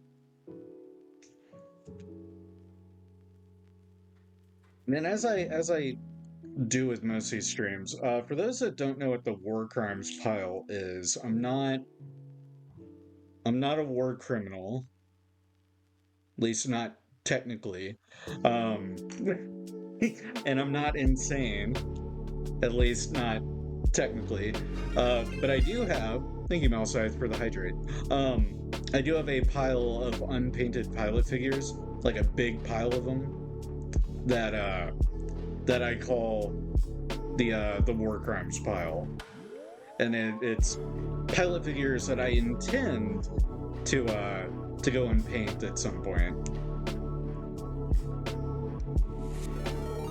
Hey Romano, thank you for the follow. Appreciate it. Welcome into the coffee crew. Now let me see, do I want to snap this into place? It'd probably help if I had it the right way. Yeah, I think I'll go ahead and snap this into place. And then everything else kind of just sandwiches on or locks into places. Because we're putting together the bazooka from the Mark II right now. And you love it when people nerd out. Crisis, you should have been here a minute ago when, like at the start of the stream when I was showing off the Retro Game Corner. So we got the Chewy Coffee Retro Game Room, which has been a like long-running series for a while. But now I have, right here in my office, a Retro Game Room. I've got a CRT TV, which I got for $10. I meant to tell the story of the CRT. But let me get this damn bazooka magazine in place first. Damn it, there we go. Oh, tough son of a gun to get in there. There we go. So I got a CRT TV for $10 at Goodwill. It didn't have a remote though, so I did have to like search on eBay to try and find a replacement remote. Thankfully I found one pretty easy, and it was only like $5, so I bought that, and it came in today, so I was able to post and show that off. I've got a post up on Twitter right now if you want to check it out, cringing, just showing off a quick little demo video of the CRT. Yeah, honestly, a steal. For $10, it was a hell of a steal. Ooh, that's nice. We get a moving handle for the bazooka. A hell of a steal. Because this exact model that I have, I've got a Sylvania. I see them going for like $80, like in good working order on eBay. I've seen some that are as low as like $40, but the ones that are that low tend to have something like inherently wrong with them. Like they won't turn on, or they are missing the remote, buttons on the panel itself won't work, stuff like that. And hey, check it out, we have a bazooka. Yeah. Put that over in our spares. And I'll show off the CRT again in a moment. But I did a quick little playtest of Paper Mario. And the sound on the TV is pretty good. Like, better than I thought it would be. I thought it would be a lot crunchier. But it was actually quite clear. Are they stellar, like, surround speakers? God, no.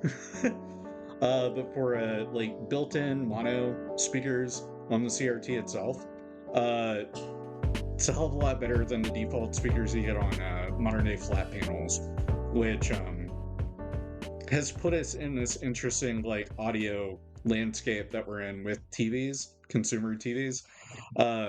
If you want good sound, you kind of have to get a sound bar, or you need to, dish out the extra money to get a surround sound home system, like home surround. Because the speakers on most of these flat panels are absolute shit. They're small, they're compact, they're really squeezed in there, like wherever they have extra room, and they sound terrible. Absolutely terrible. So I would say if you have a TV nowadays, like if you're playing and gaming and watching movies, anything with a modern television, you kind of have to have a soundbar. Or else you were getting a seriously flawed sound experience with the TV itself. Let me take a look at this rifle before I go snapping it together, because I feel like I'm gonna have to study this thing before I go trying to put it together, since I've never built one before, and the kit was a dick and didn't give me the instructions on how to put it together. So I have to use my brain cells and figure it out myself. Hi, Rhea. What you doing, beautiful? Yeah? Where'd you go? She was there for a second, then she disappeared. What the hell? Where did Rhea go? Oh, I hear her behind me. Hi, Rhea. You gonna hop up on my lap? Rhea! Rhea!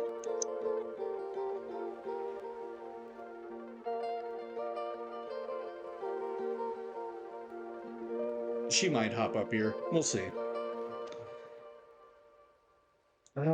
So we've got the scope right here. I'm just like trying to think in my head rifles that I built that had similar assembly to this one, and then I'll kind of piece it together from there. Because we got the handle, and the handle is going to tab right into place here.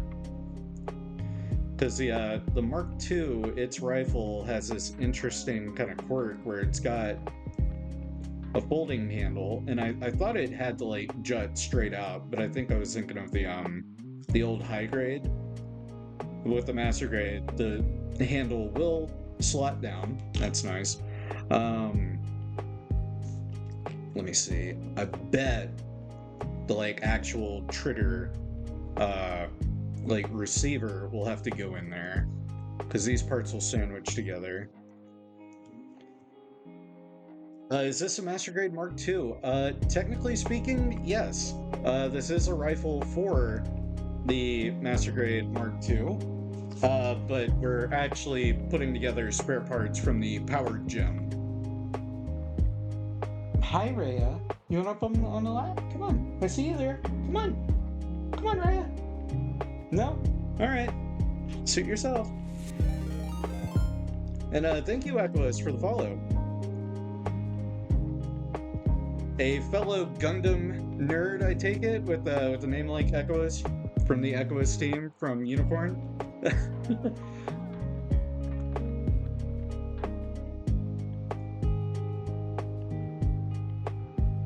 And then yeah, that sandwiches right into there. I'm trying to see, is there another...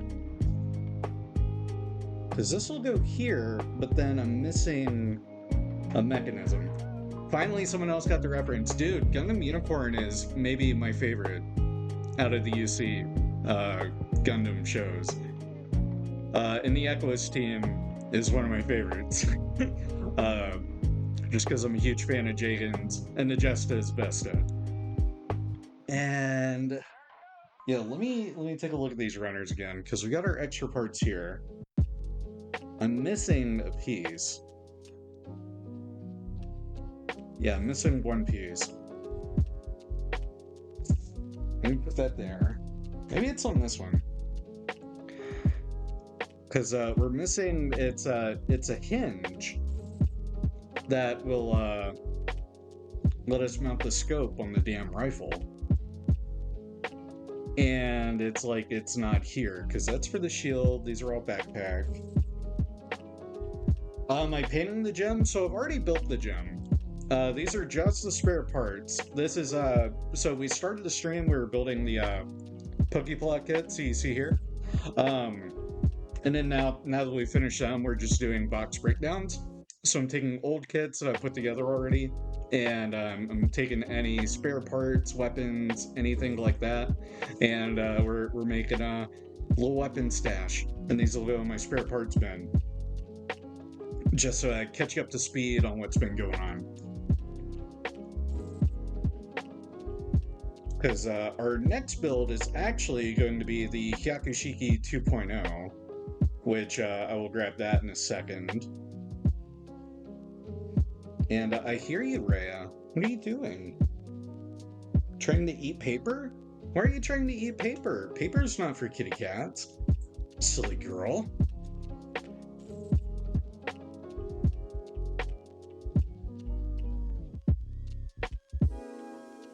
Rhea! What are you doing? Stop it. And then, like, once more, kind of glancing over the runner. Yeah, I'm not seeing it there. So I get a feeling we don't have... Yeah, we aren't going to be able to mount the scope on the rifle. But if that's the only part that's missing, I'm okay with that. Yeah, if that's the only thing that we lose out on, that's okay. And we got this contraption here, which I'm trying to figure out where this goes. Does it... Oh, you know what? Yeah, I bet that goes in right here. Yeah, that goes right there. That makes up the front of the muzzle. And then just kind of seeing how all this lines up. It looks like something hinges in here. Oh, you know what? That's where the magazine goes. Yeah, magazine goes there. So I can safely sandwich this together now. Yeah. Yeah, we just won't have the scope for the rifle, but honestly, the rifle looks fine without it. So that's groovy.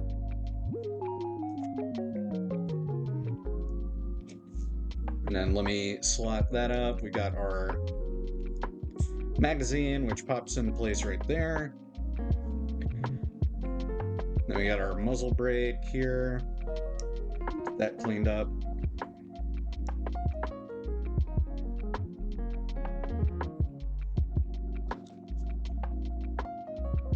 And then that does orientate a specific way. There we are. And then we got the back of the rifle, which gets a kind of cap piece right here. And does it orientate a certain way? It does. So it'll slot on like so. And there we go. A mostly complete Gundam Mark II beam rifle. The only thing missing was the scope, so I mean, I'd call that a win. And then we got 2 extra magazines, so that's cool. Toss that over there, won't be needing it.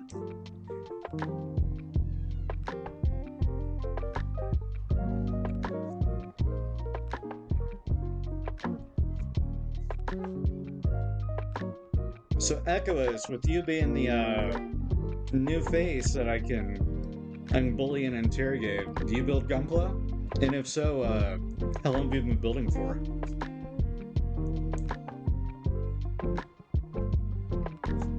Spare mag. Get another spare mag.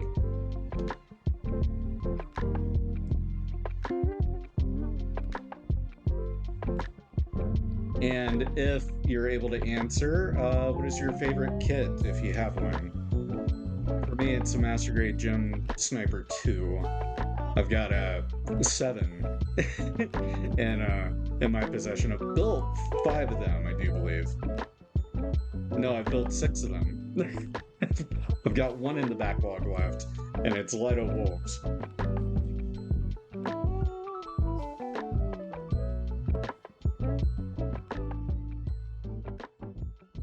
Alright, there we go. Another spare mag. That is done. And then that is Mark II parts that I can't really use. Yep, because we don't have enough stuff to build the shield. So I'm going to put that in there. And that means we need to grab another box. So let me go and do that. Let me mute the mic. I'll be back in a few.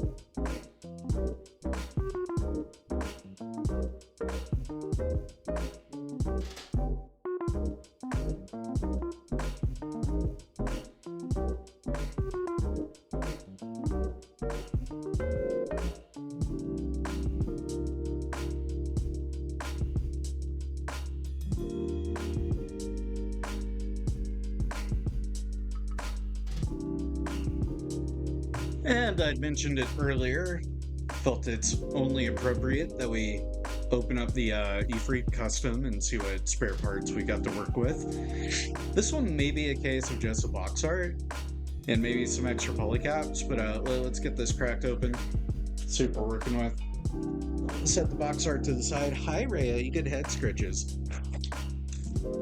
Got our manual, which I feel like I'm probably not going to need.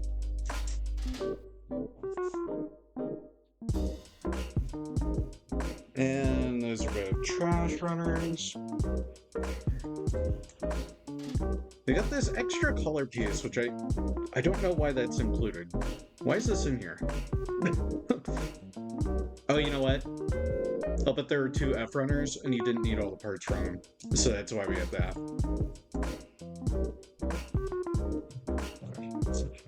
And looking like empty runner, empty runner, empty runner.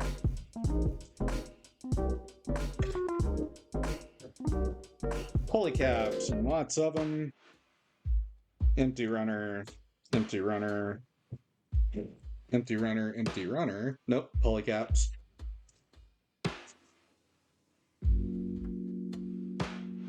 Empty runner. Spare hand pieces, which I have no use for. Hey Rhea, watch out below, look out below. Got plastic runners kind of falling your way. There we go. Alright. So yeah, it's looking like it's gonna be mostly extra polycaps. And then some the box art. We'll take the box art, of course. Oh, and let me move that. Move the camera a little bit, sorry. These RE100 polycaps are kind of unique to them, so I'm not going to have much use for these. But I'll have them in my spares all the same. They're soft plastic, so they don't lend themselves well to glue and paint and everything. So it's kind of hard to use them as greebling.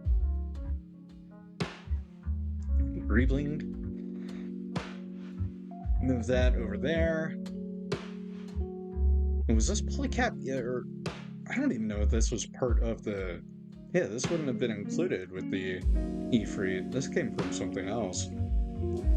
This was from this is from Hydrate. But it's a generic polycap 1, so I can't say what kit this came from. But anyway, lots of extra polycaps left on this bad boy. Set that right there. Set that right there.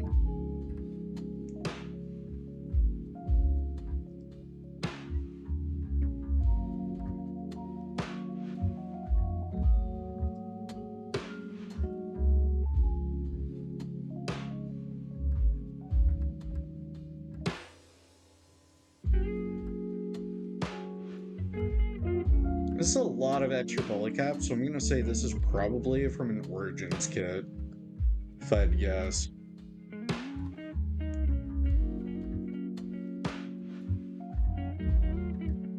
These are polycaps that Origins kids really wouldn't be using, especially more modern ones. Because it goes back to what I was talking about earlier, where a lot of the like newer high grades have just completely ditched polycaps. They don't need them. Bandai's classic grade is kind of more durable. Doesn't loosen up as much. And part of that loosening over time was actually the polycap's fault to begin with.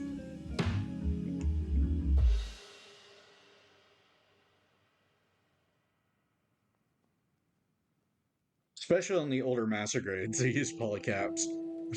Like older master grades, if they included, the little bag of screws like here, it's because you had to loosen or tighten up those joints to make sure that they didn't just, flop on you.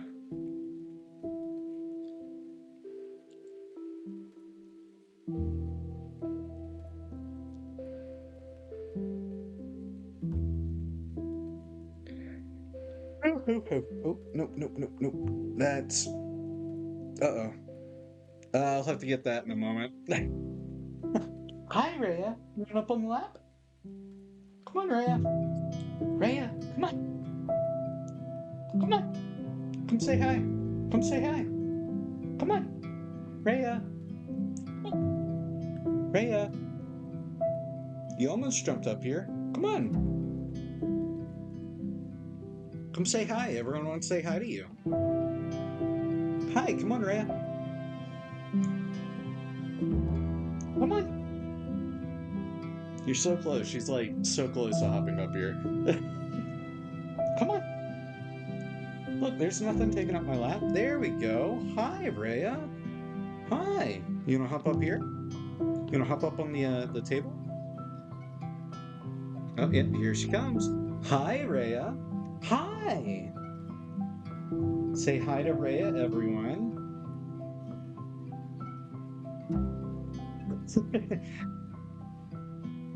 Could say hi to her booty.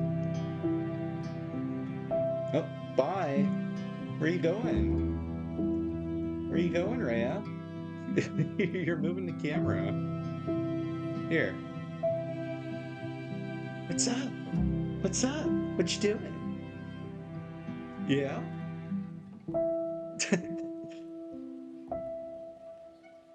Oh, microplastics, your favorite.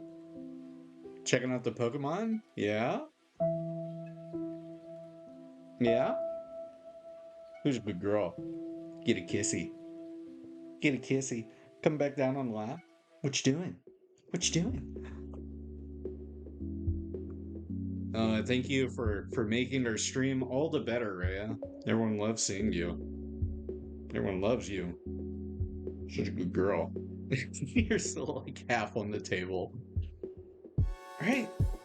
Alright. You all done? You all done? She's hanging on the lap. And down she goes. Alright. Good girl, Rhea. Good girl. Let's get the box art cut out for the Ifrit. And then after I do that, I will grab the Ifrit, maybe? Yeah, I'll grab the Ifrit. It's within reach. Is that her chirping? It might have been. It might have been. I didn't hear her chirping. She's not much of a chirper. Let me move these out of the way. Hobby knife.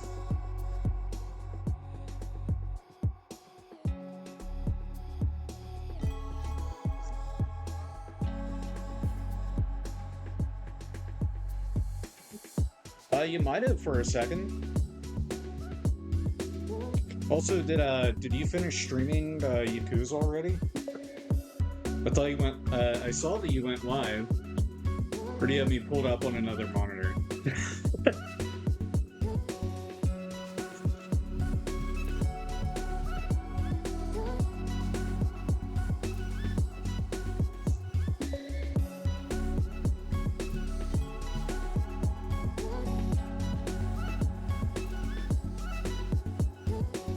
Oh, goodness.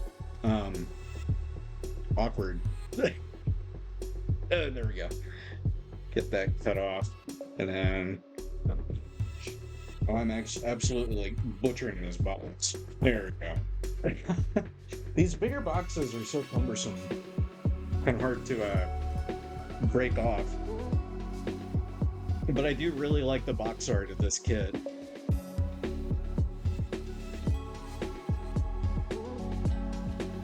So I definitely want to salvage it.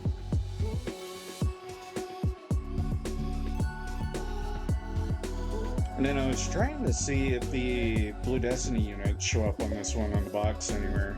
I don't see them, so no. No, they do not. And no response from 2Drink. I'm going to say they are maybe still streaming, and they do have me pulled up on another monitor. That are, there are two in 2Drink. Shocker, I know. So one of them may be streaming than the others here watching. There we go. All right. Now we get to really appreciate and look at the box art for the Ifrit Custom. Very dynamic, very actiony shot. I mean, it's just a like front and center kind of action pose, but it's so cool. And it was such a good kit too.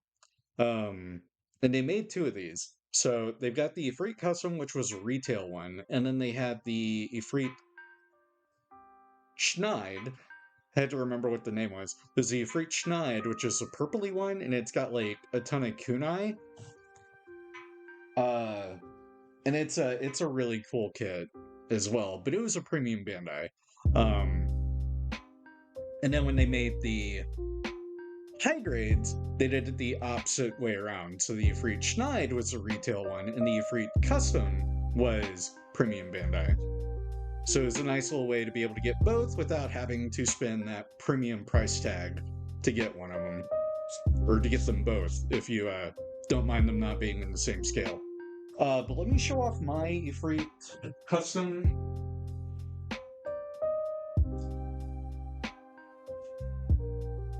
Because my Ifrit Custom is an Ifrit Custom. I went through the trouble of doing my own paint scheme on it, so I gave it kind of a woodland, kind of olive drab color, and I did some weathering, and this is the Ifrit Valkyrie. So the Ifrit Valkyrie. And I also did my own little kind of custom glue job on the backpack. So I did a full repaint of mine. And it was a relatively simple repaint as well. It didn't take a whole ton of work. That's a sexy Gundam. It's not a Gundam, though, Scythe. But it is a mobile suit. That's your little nerd correction for you.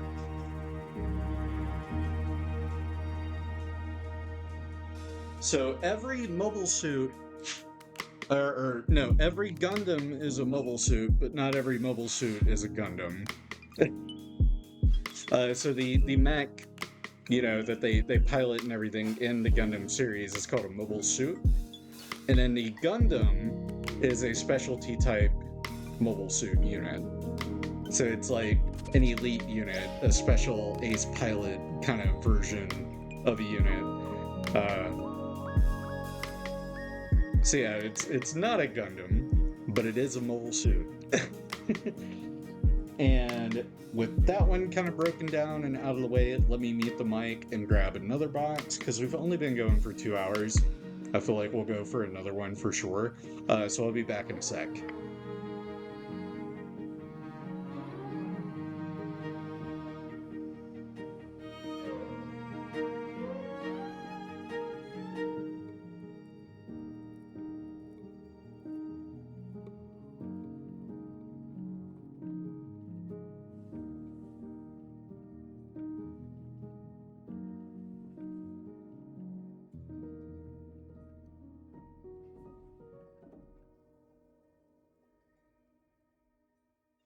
Now that is a Gundam.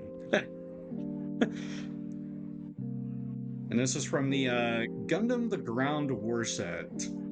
So they made two of these. So they have the Gundam Ground type one, which we see pictured here.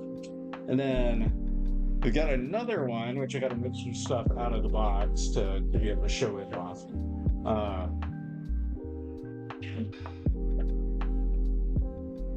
So get that kind of cleaned out. So we got that one. And then there's the Zaku Ground War set, which these were special Universal Century high grade UC hard graph, which was a subline. My little banners covering that, but there you go, UC hard graph. It was a series of kits that for the most part they were 1/35th scale, which is your traditional kind of tank scale model. And you had a model kit of this tank right here, the Type 61. And that is a very hard to come across kit nowadays. Like, you'll be hard pressed to find it for less than like 120, I think. And then they had a 1/35th scale of the I forget what it's called, but it's this flying doohickey right here. And then there was another kit. Let me move that box out of the way. Actually, I'll press it right there because we'll get both these box arts cut out. There was another set that had the hover truck, which we have right here, in 1/35th scale. And then there was another kit in that model line where it was the arm of the Gundam ground type, or the Gym ground type more specifically. And it was in 1/35th scale. So it was this like very large arm. And it had a couple of soldiers kind of hanging out with it. But it was this like very short-lived kind of subline of high grade. And then only two of the kits were actual high grade scale, which is 1/144th scale. And those were the Gundam and the Zaku, which I just showed. And they were like special, like colored kind of versions of them. Where they had like slightly muted colors from the standard kit, and they included different accessories, which we'll see some of those in here in the box. So we got our lovely manual showing kind of highlights of what you're getting. So you get this bazooka, which we got right here. So you get a bazooka, which is for recreating the scene of Karen's gym head Gundam. Using that bazooka, I think it's the only time that bazooka's ever seen in 8th MS team. And then you also get the gym head itself, which I think I've got it somewhere here in the box. Yeah, it looks like I see it right there. So we may have an extra gym head in here. And then it's showing off like your standard weapons and stuff. But these were part of Mobile Suit Igloo. That's why they re-released these kits with these colors. And it's why they got the CG kind of designs. But then they had parts to recreate stuff from 8th Mobile Suit Team, which was at the time an older series. Then we got some like painting guides for the hover truck and for the Federation soldiers that come packaged. And then the Zaku had Xeon soldiers, which you could paint up and all that jazz. I'm gonna put that over here. So we got extra pulley caps. Empty runner, empty runner.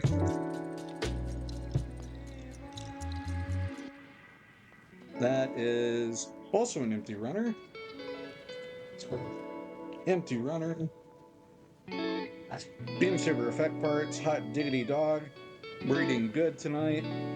Got a couple of extra parts. Looks like back of the ambulance version of the hover truck. We get another one of the bazookas. And then we got most of the gym head right here. So I'm gonna set that right there. And then we get some more. Yeah, we get some more parts there, so we'll use that. Get the sticker sheet, which that'll be trash. Don't need that. And some spare hand pieces, which I will not use. All right. Let's begin. Set that right here. Start off with these extra polycaps. Add to our growing polycap pile, which you can see up in the corner by the mic.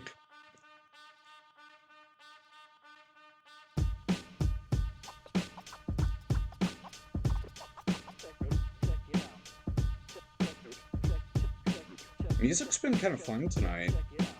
I don't think I've disliked a single one of the Twitch-free or Twitch copyright-free, Twitch-friendly, whatever you want to call it, playlist. Alright, set that there. Get our extra beam saber effect parts cut out.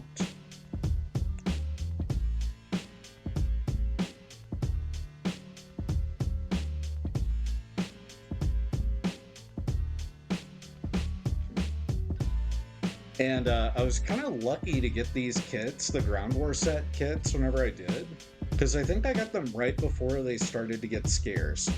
So they were running for about $30, I think, when I got them, which is pretty close to what their MSRP was. But then, like, right after I got them, they skyrocketed in cost. I think they shot up to like being $70, $80 to get the Ground War sets. And I don't know if they've gotten a reprint since, so I don't know what their scarcity is at the moment. But when I got the kits, they were pretty scarce and somewhat sought after. And the same applies for one of the Thunderbolt Zakus that I have. So I have the standalone of the manga colors, and I don't think they print that one anymore. I think that one may be out of print. Same with these Ground War sets. I don't think they print these anymore. Despite the molds and everything still being intact, so it's not a case of Bandai losing the original molds.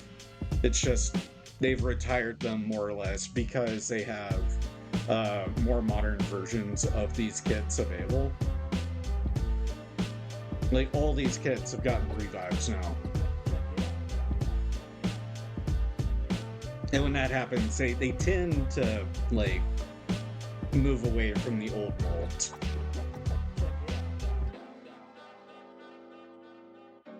And then, do I need these parts? No, those are for the hands.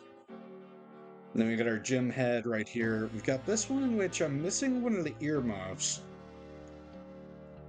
But that's okay. I can live with the missing earmuff. It can be a battle damaged spare head. And I'll have this one as well.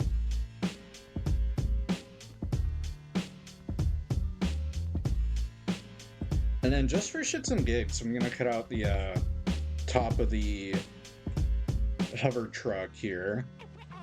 That could be used for a diorama. It could be the top of a tent or something. There you go, cut that out. Now let's get those earmuffs, which in reality were the housings for the ammunition for the Vulcans, which were head-mounted machine guns. Not to be confused with Vulcans from Star Trek.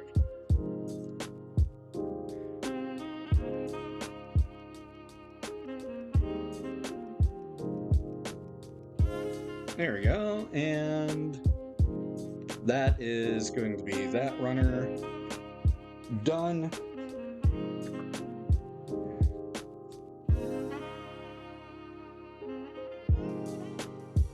Loving the saxophone.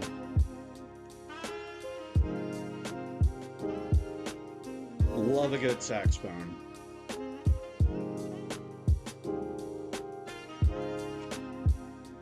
Do you like jazz? I like jazz. Not that this is jazz, but it's got some jazzy kind of elements.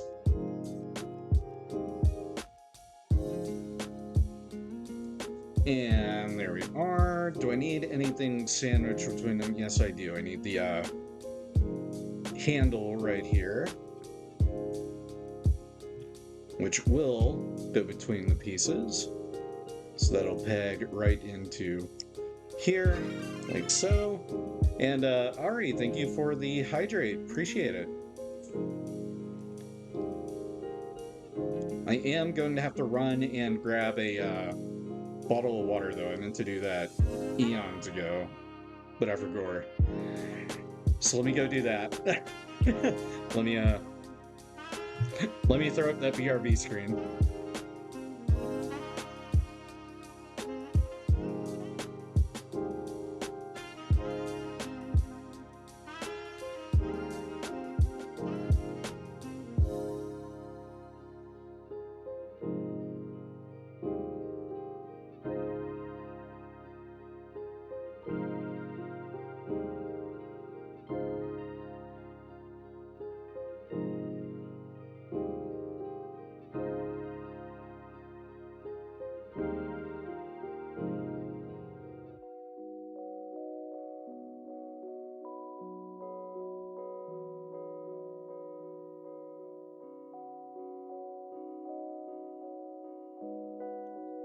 Alright, I have returned.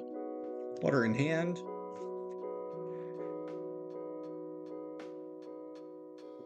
High quality H2O.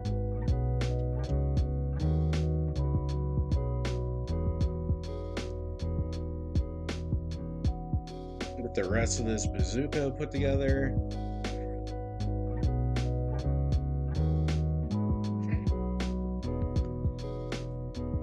And we got a big plus and a little plus, so we don't end up sticking them into the wrong spots. Perfect. And we've got the optic, camera, sight, whatever you want to call it, right here. Get it all cleaned up. I feel like something should go in the...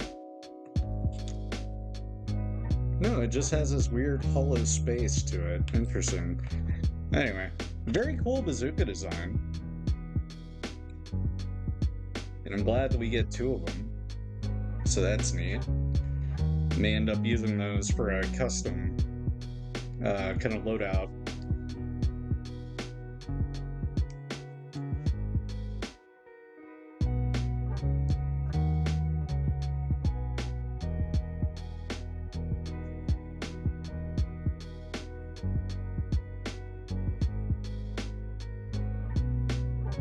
And then I could be wrong, but I think whenever this model came out, this version of the gem head was totally new tooling. So it was slightly more accurate than the one that came with the gem ground type. Yeah, I think this was newer tooling because they hadn't made the HGUC gem ground type yet. Because whenever the gem ground type came out, it wasn't technically a revive. It was a whole new kit because the previous high-grade gem ground type was before high-grade Universal Century was a line. Yeah, that's right. Yeah. Man, I'm really, like, going all in with the geekage tonight. And sandwich the gem head together, which I feel like we should have gotten a piece to go. Oh yeah, there was a piece, so it was supposed to go in the bag to... Yuck. Okay, well, I forgot that. That's fine. I don't even see it on the runner, so it's not a big deal.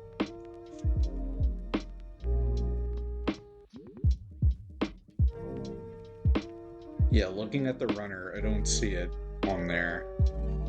So that's a missing piece anyway. And we got this L shape. Where does the L shape snap into? Is it here? Oh yeah, it plugs in like so. Okay. Then is that actually in there? Yeah, it's passing the shape test. So cool. Alright, that's in there.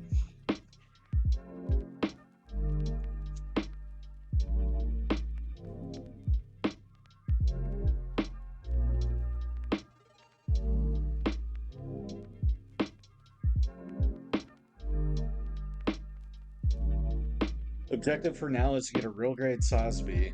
Why is it so expensive? Probably because it needs a reprint, if I had to guess. Oftentimes, if a kit's like insanely pricey, it's because it needs a reprint. And then by default, its MSRP is like $60. So it costs as much, if not more, than your standard master grade. It's a chunky kit though,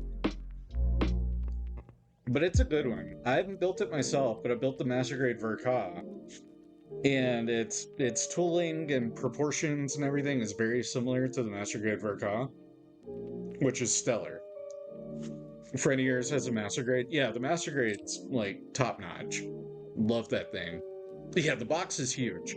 Uh, and then it comes with a rifle from one of the like, not the novelization. I can't remember where the rifle is from, because the rifle is like that long. I shit you not.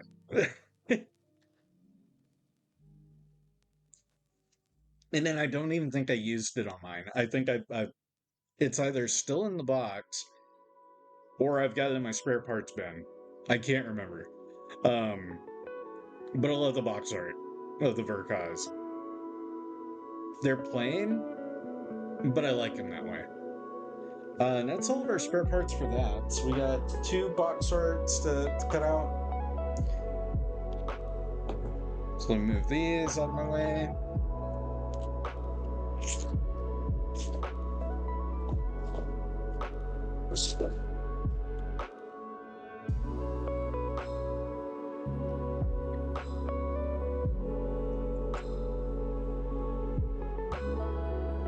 Because these are seriously cool box arts.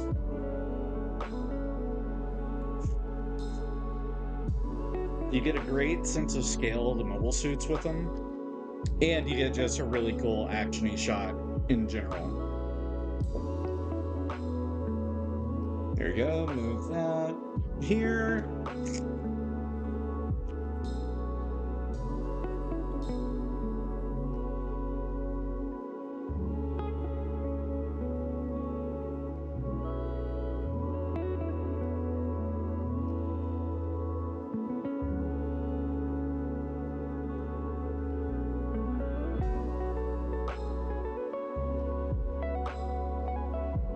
And the boxes do a really good job of showing off what you're getting in the box itself. A friend of mine has a Sosby and new master grade. Yeah, I've got the master grade Verkas. I want to get the real grades at some point. Just because the master grades, like, as cool as they are massive. You really don't like the master grade new Verka? Is it because of the proportions of the head? I know a lot of people don't like how skinny and narrow the head is on the new Verka. That and you kind of have to put it up on the action base that comes with it. Prefer the proportion and design from the rotor grade. Yeah, I do too. Like, I don't mind the master grade Verka.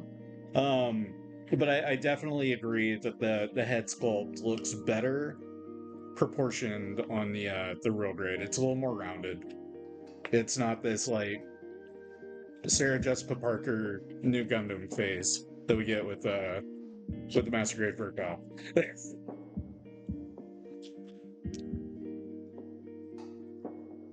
But check that box art out. That is just fucking awesome. We get like the Sanders pose with the 180 millimeter, and then we got Karen's kind of Jim in the back, well Gundam ground type with the Jim head. Even though she was not in uh the Mobile Suit Gundam Igloo, like this design was nowhere to be seen in Igloo. They put it in here anyway because they're showing off what comes in the box. But the scene's supposed to be reminiscent of Igloo, especially with the multiple hover trucks, the Jim getting shot in the back. We got another Jim running in the background. Really, really neat box art. And then the CG renders are ripped straight from Gundam Igloo, which is a semi underrated piece of Gundam media, if you ask me. It's broken up into 3 parts, and each part, like, follows a different arc. And it's all worth watching at least once. It hasn't aged terribly well because it's 3D rendered like stuff. The mobile suits look fantastic. The battleships look fantastic. Where it hasn't aged well is with the character, like, human designs. They look like, oh man. They look like old PlayStation 2 renders. Just like visualize some of the worst PlayStation 2, PlayStation 1 3D renders, and then boom, you have Gundam Igloo.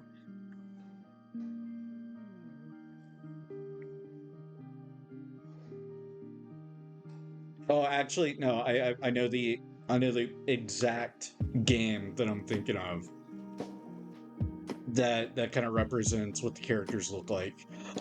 Anyone that played Crimson Skies, think of the FMVs from Crimson Skies, and that's kind of the character models in Gundam Igloo.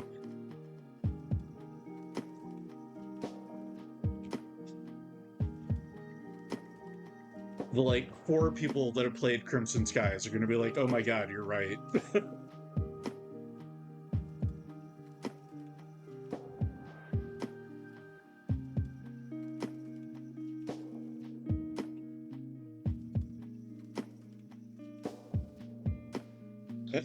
I may need to recut right there. That didn't go deep enough.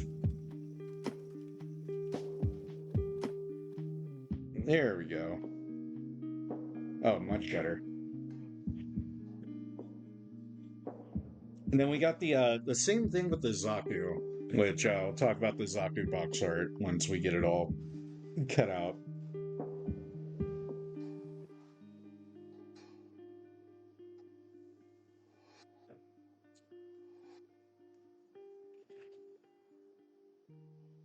Oh, and good. I left this panel for last so I can really show off everything that came in the kit.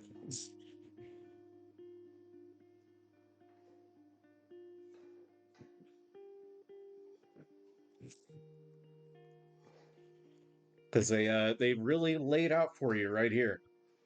So looking at the side of the box art, you get that Type 61 tank. You get 2 of them, and then you get like 5 of the little soldier dudes right here. And then it's showing each of the different molds. So you got Federation soldiers, and then you got the Xeon soldier with the pistol here. And then you get the Zaku itself with the extra parts to get it the J-type knee kind of rockets or thigh rockets, not thigh, calf rockets. You got your breakdown weapons right here, and then right over here, oh, right over here, everything in the box. So you get a darker colored Zaku. That's like the difference in the color was it was slightly darker than the standard. And then you also get these cool effect parts where it's like the tank got blown up. You would mount those on the turret ring, and it would give this effect um like the tank was being, blown up. There's an internal explosion and the turret was flying off. And then shows off the rest of the weapons, which are standard for the Zaku. And then this is the one that had the little flying car doodads. And you get 6 soldiers, not 5. Anyway, just wanted to show that off real quick. And then you get the box art itself, which is really cool. And it does show off the other effect part, which I didn't really show, but there's this like trail, and it attaches to the warhead for the bazooka. So you could mount that into the end of the bazooka and have it like physically like shooting off, and it was really cool. Anyway, just wanted to talk about that real quick. High grade with a really good box art is a Gundam Atlas. A lot of the Thunderbolt kits have really good box art. Super dynamic, actiony, colorful, show off the designs really well. And this might be a slight hot take or a bit of a take. I'm not the biggest Thunderbolt fan. Most of the Thunderbolt designs just don't do it for me. The Zaku's are fine, but then the backpacks are really busy. The Gundams are okay too, like the Gundam Thunderbolt, the regular one. Looks alright. I did not like the Atlas design. The proportions on the Atlas, something about it throws it off for me. And then the Thunderbolt At guys, while they're extremely terrifying and very small, I prefer just a standard, OG At guy design. That and then Thunderbolt's insistence on giving everything sub-arms. Like, not every mobile suit needs to have 8 arms. I get that most of pilots are, like, amputees, and they're compensating. But come on.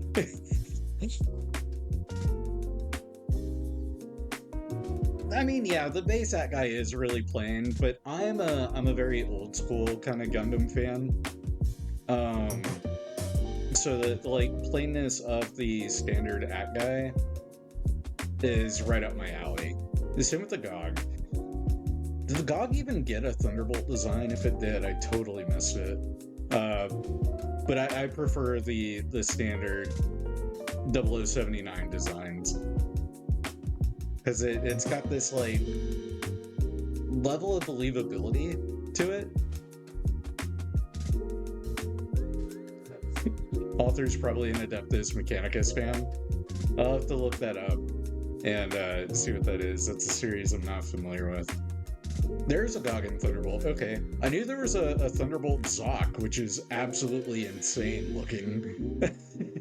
It fills the role of the land battleships, the fat trays or whatever they were called, the big trays from the Battle of Odessa. It's got kind of that thing going on. That one's fun. I wouldn't mind seeing that one get a mobile, a high grade kit. But I think they've moved on from Thunderbolt altogether now. I don't think we'll see many more Thunderbolt kits unless we start to see master grades. But I don't see that happening unless they do a continuation of Thunderbolt. But that is that box broken down. Let me mute the mic. I'm gonna go grab another box. I'll be right back.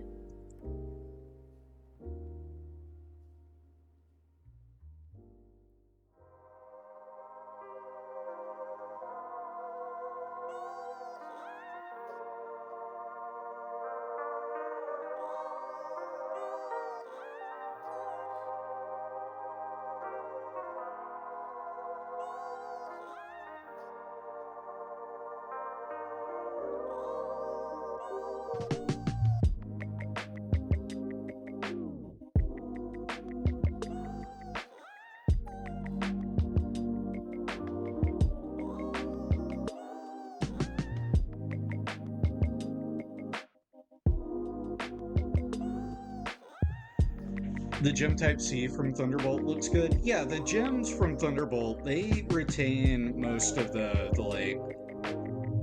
base design.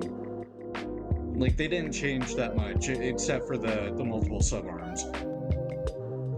They were more of an option part on the gem type Cs and stuff like that.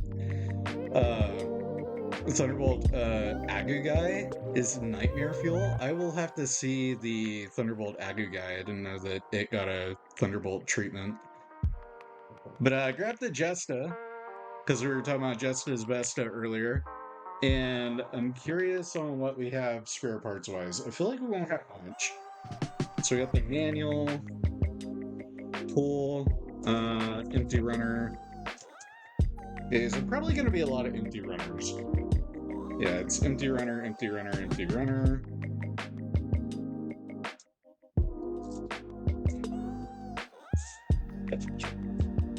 Empty runner, empty runner. Yeah, these are empty. Oh, we do have a couple of beam effect parts at the bottom. Those are empty. Jess's Peak Tactical, and I love it. Yeah, it's the same reason I love it. For a while, it was my favorite gem design, but then I went back and realized, no, you know what? Jagan's my favorite. But the Jesta comes in very, very close, like a close second. And we do get extra polycaps, so that's nice. And then, do I have a Jaden or Jesta? Yeah, do I have a Jesta that's easily grabbable? I do. But it's not the standard Jesta, you'll see. But I will show off the Jesta. So let me get these polycaps off. These are some interesting shaped polycaps. I don't see that used very often. Gym Sniper 2 and Custom are incredible looking. Agreed. In regards to like parts, play features, functionality, stuff like that, Gym Sniper Custom is peak. In regards to design, look, colors, aesthetic, everything else, Gym Sniper 2. Like, there's a reason I have 7 Gym Sniper 2s. I have all the different P-Bandai variants of it. I have the clear color. I've got 2 of the standard, one of which I did a custom paint job on. I've got the Lido Wolf in the backlog, so we'll be doing that build at some point. And then I've got 2 white dingoes. One I did a slight custom on, and then the other was just a straight build with some weathering. But yeah, I love the Gym Sniper 2. And then I have Tinathe Jong's. I've got Tinathe Jong's Gym Sniper Custom in the backlog. And then I built the standard NSV one, the retail one. And then we got some interesting curved beam saber effect parts. Did I do that myself, or did these get warped from sitting in like some heat? Because these were in my storage shed for the longest time, and I know it could get kind of hot in there, especially during the summer. I'm gonna say that probably got warped itself, but that's a very clean bend on the blade. Like, that looks almost intentional. But yeah, no real spare parts there, just a couple of beam saber effect parts. Whatevs. But you just want 1, and I've got 7. Yeah, I do. I've got 7. I'm a bit of a gem fanatic. If you're in the Gundam r/Gunpla Discord server at all, over in that server, every now and then I will share my group shot of all the gems I built up to like a certain point, and there were over 50 gems photographed together. And I've only collected more since. I love the gem.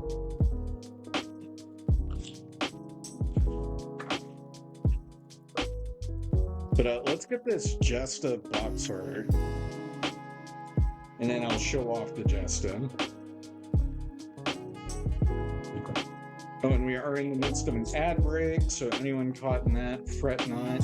You're not missing anything.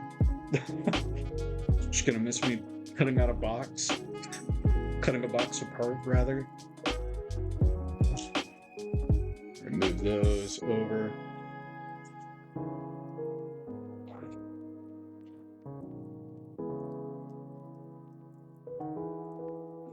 Right as I mentioned ads, Echoist complaining about ads.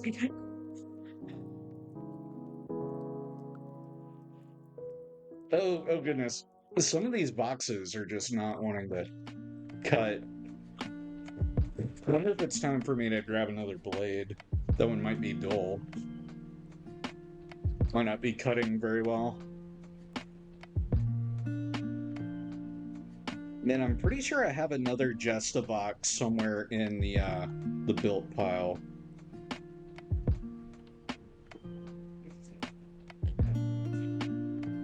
Yeah, like even that, which was a pretty even cut, did not really go through. I'm gonna switch blades after I get this box torn apart.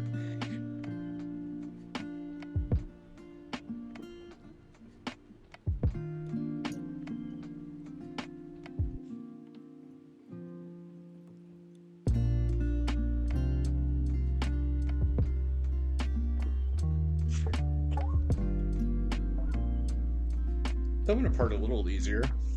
We got one more.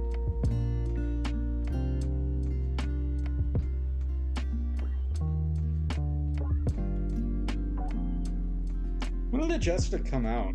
Oh, 2013. Okay. Didn't realize it was that old. Over a decade now.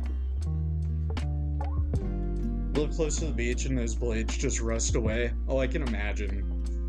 But there's our very cool Jesta box art. So we got the Jesta on a bass jabber up here. We got the Jesta cannon, which I'm going to show off in a second. That's the one that I was talking about grabbing.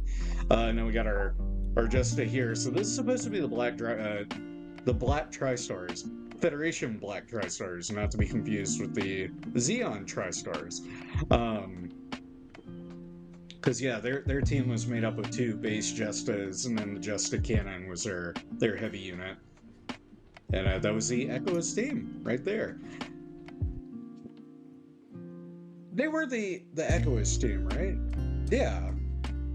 Yeah, because they had the Justas. No, they weren't. No, they weren't. The Echoists were they were in Jagans in the anime. Yeah. Yeah. They had their own custom colored Jagans.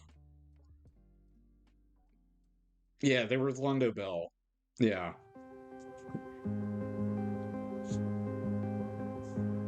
I need to rewatch Unicorn. But I want to see if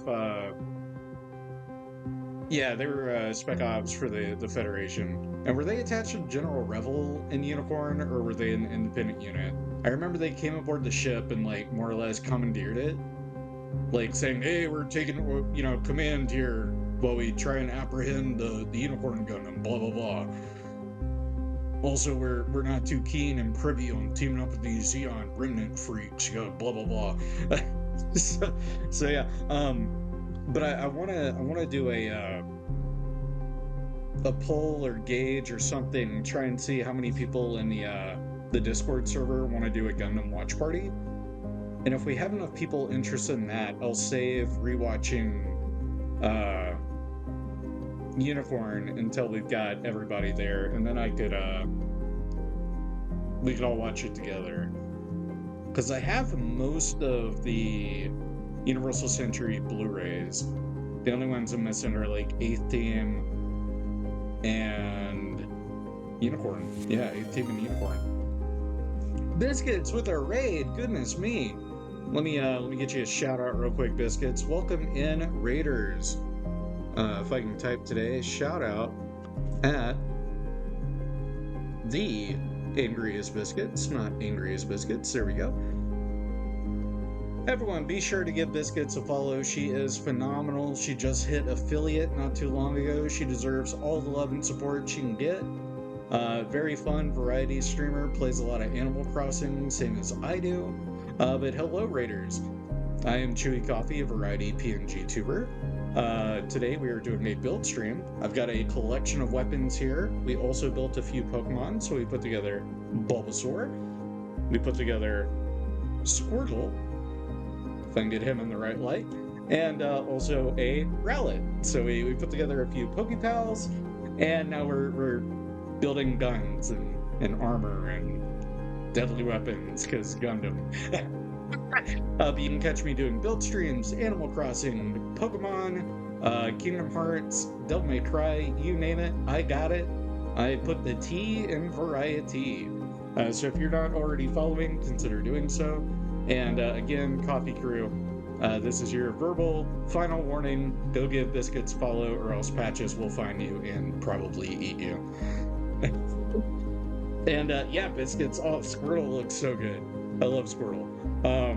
My favorite of the Gen 1 starters. What is everyone else's favorite Gen 1 starter? I asked that kind of at the start of the stream, but we didn't have as many active chatters as we do now. For me, it's Squirtle, and then Bulbasaur is a very close second, with Charmander coming in rear.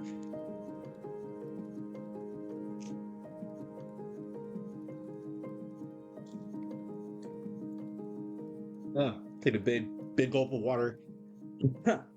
And that was that box taken apart. So I'm gonna mute the mic Childhood starters, straight up Squirtle. Yeah, I was the same way. I think the first time I played Pokemon Red, I chose Charmander at first because I knew it evolved into Charizard and I liked dragons when I was a kid. But every subsequent playthrough that I'd ever done, I chose Squirtle. And then I might have had one. Yeah, I might have had one where I chose Bulbasaur. But I'm gonna mute the mic now, and I'm gonna grab another box. We'll break down another box, and then we'll get back to chatting. So I'll be back in just a sec. But thanks again for the raid. If you need to do any raid and run stuff, please, by all means, go ahead, get that water, get food, take a nap, do whatever you need. Back in a few.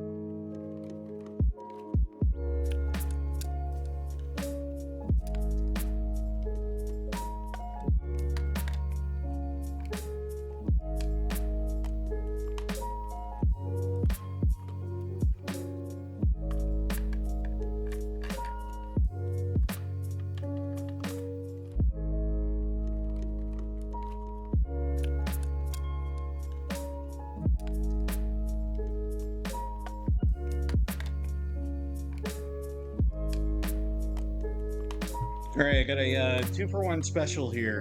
So we got the Master Grade Gem Type C box, but here's the dealio. Empty box. So we're just gonna cut out the box art for this one. So let me get that box stripped apart. And then I also need to switch out my blade, which I gotta remember where I put my spare blades. Yeah, I need to remember where I put those. Mute the mic for a sec.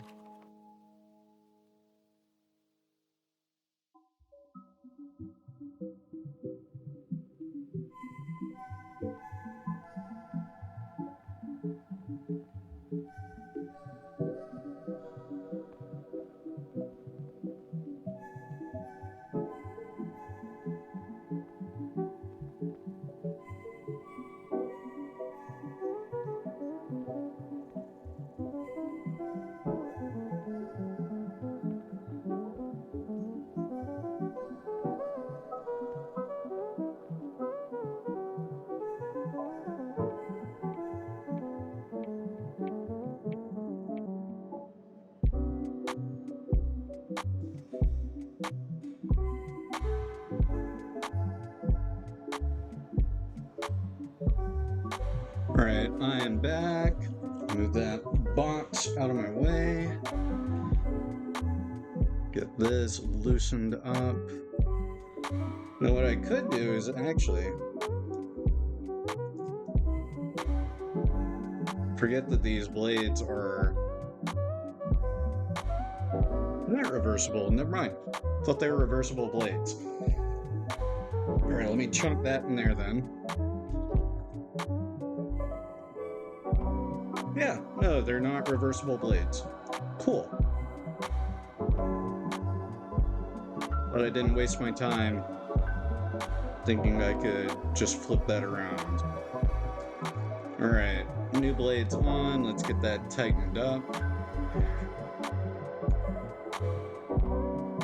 Can't even remember where I got this hobby knife. I just know whenever I got it, it came with like 30 blades. So it's been my go-to for a lot of my box breakdowns. I had an X-Acto brand X-Acto knife, but that one, the blade doled out on me within just a few kind of uses, and just has not been a very good blade, and I chunked it ages ago. But anyway, let's get our Gem Type C cut out and be right back. Got us some leftovers. Gotta get some leftovers, I'm assuming. But yeah, get that food.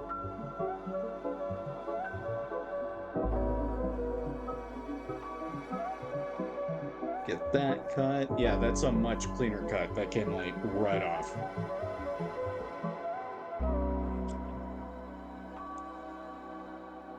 I just got to be careful how hard I press the blade because I don't want to get it wedged into the cutting mat, because that's how I keep breaking the blades. Is I'll get them too embedded, and then the tip will get broken off in there, and then I have to find it and dispose of it, or else I got a knife blade just sticking out.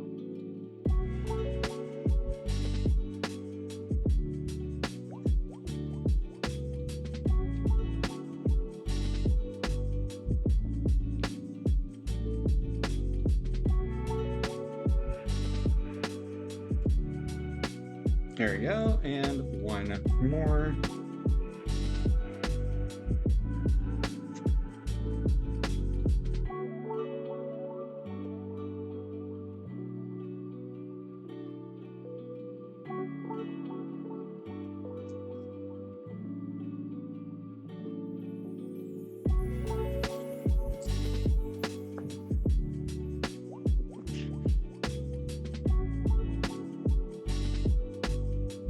Then I'm going to drop a link to the Discord server once more. If I can find my exclamation. There we go. Discord. Pull up Discord real quick. Have we had any new arrivals today? Yes, we have. Anyhow. Alright, so I said it was a 2-for-1 special, and that is because I grabbed 2 boxes at once. So the other boxes are lovely gym cannon, doing the iconic gym cannon point, as it does. So we should have some goodies in here. Let me get this box open. Get our manual. Lots of spare parts in these. So we got some bazooka magazine kind of pieces. We got let me manhandle that apart real quick. We got more bazooka parts. That is spare gym part. These I don't really have a use for. Spare gym parts again that I don't really have a use for. Spare gym parts. Empty runner. Empty runner. Empty runner. Empty runner. Empty runner. I'm doing a lot of this off screen. Empty runner. More bazooka and cannon parts and gym. Cool. All right, set that over there. So we don't have a whole lot to take from here. We do have enough. We have enough to have fun.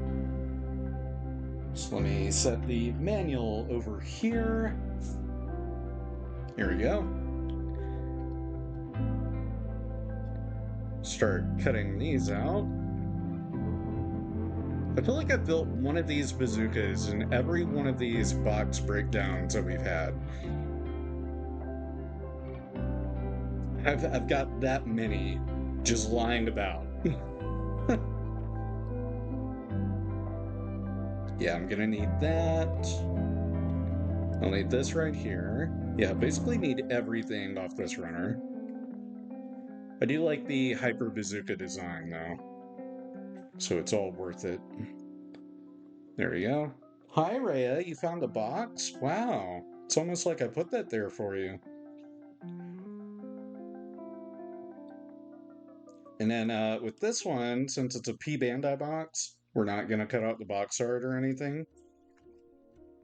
Just because there's really nothing to it.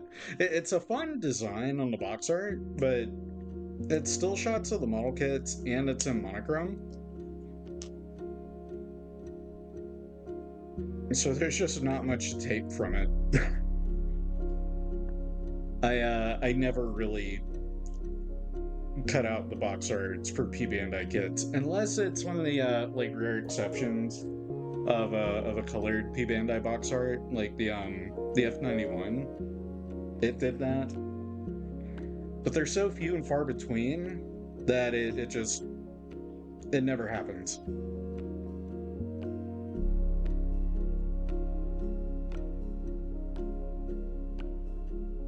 We do get a couple of beam sabers. So we'll cut out those beam sabers.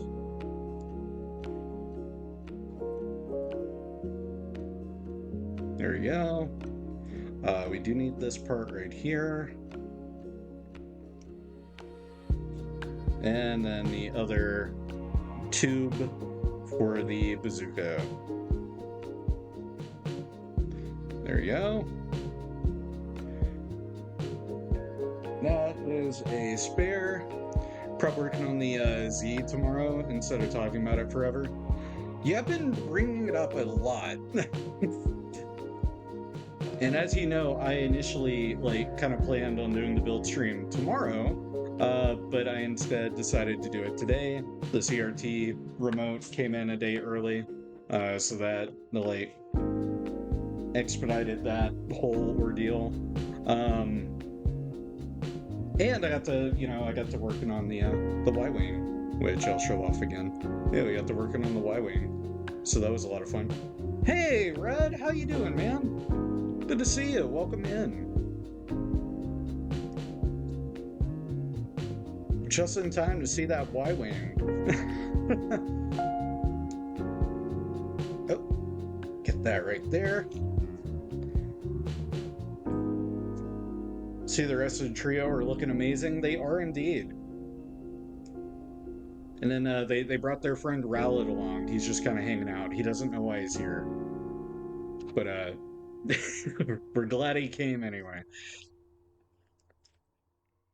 There we go. Set that down there. And then the rest of this is beam sabers and bazookas.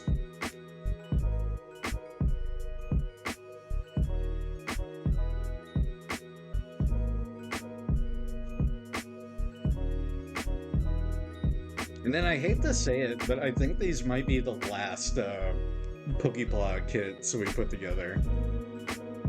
Which, I mean, I say I hate to say that, but at the same time, it's like, oh, what a relief my wallet can finally rest. But I've built pretty much every one of the kits that I wanted to build. Unless they are making that Masquerada, and then I may have to grab that one just on account of building Sprigatito.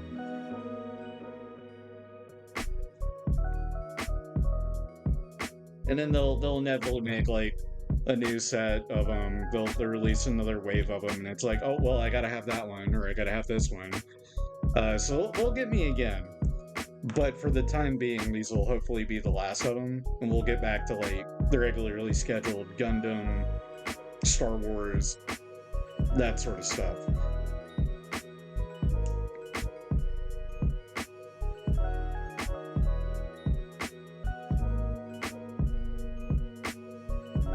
Alright.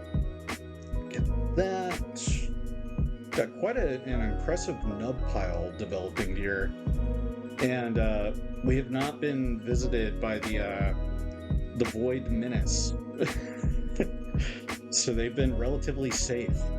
You know, knock on wood. Knock on wood. Wherever I can find it. Surrounded by it. But yeah. He hasn't shown his face. Not yet, at least.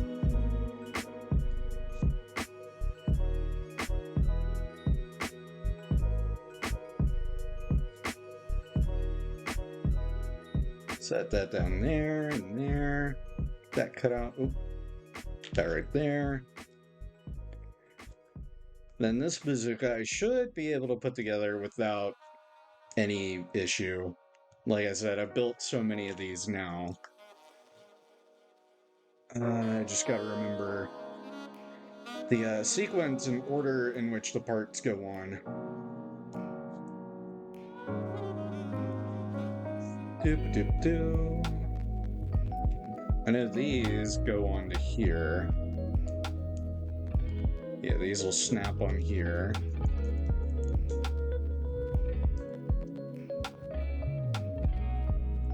There we go.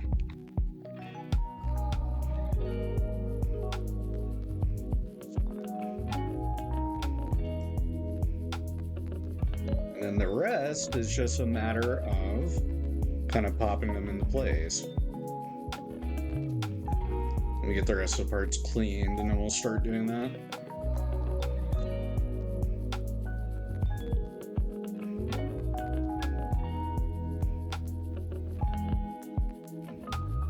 We do get our little butt tab right here, which would have gone onto the back of the Gundam's back skirt to tab the bazooka into place.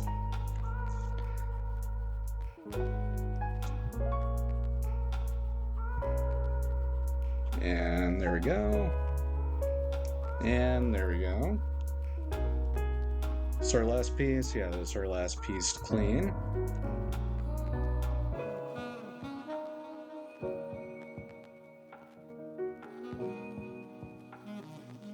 Oh, well, no, we got this little tab right here.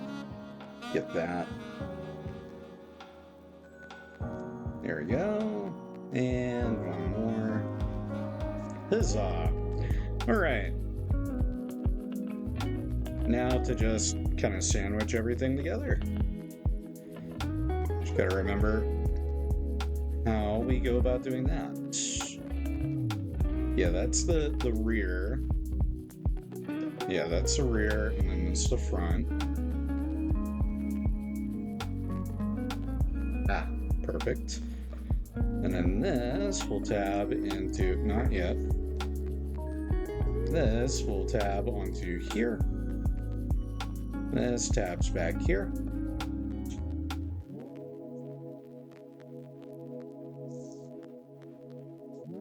This plugs in right here.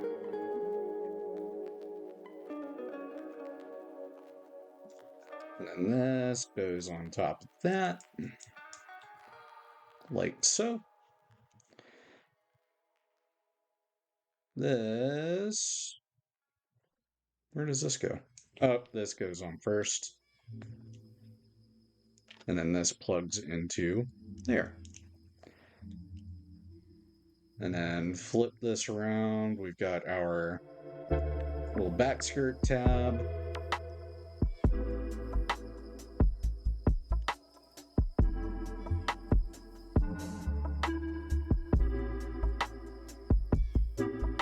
And then that pops onto there. So there we go. Got our hyper bazooka. A lot of bazookas this stream. You have returned? Welcome back, biscuits.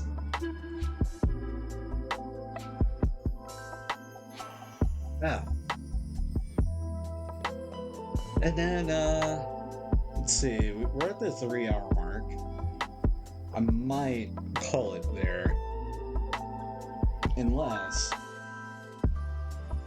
Unless I can figure out some sort of a way to, like, show off the retro game corner in, like, all its glory. Let me go back over there. Let me scooch myself over. I'll be back in a few. Give me a sec.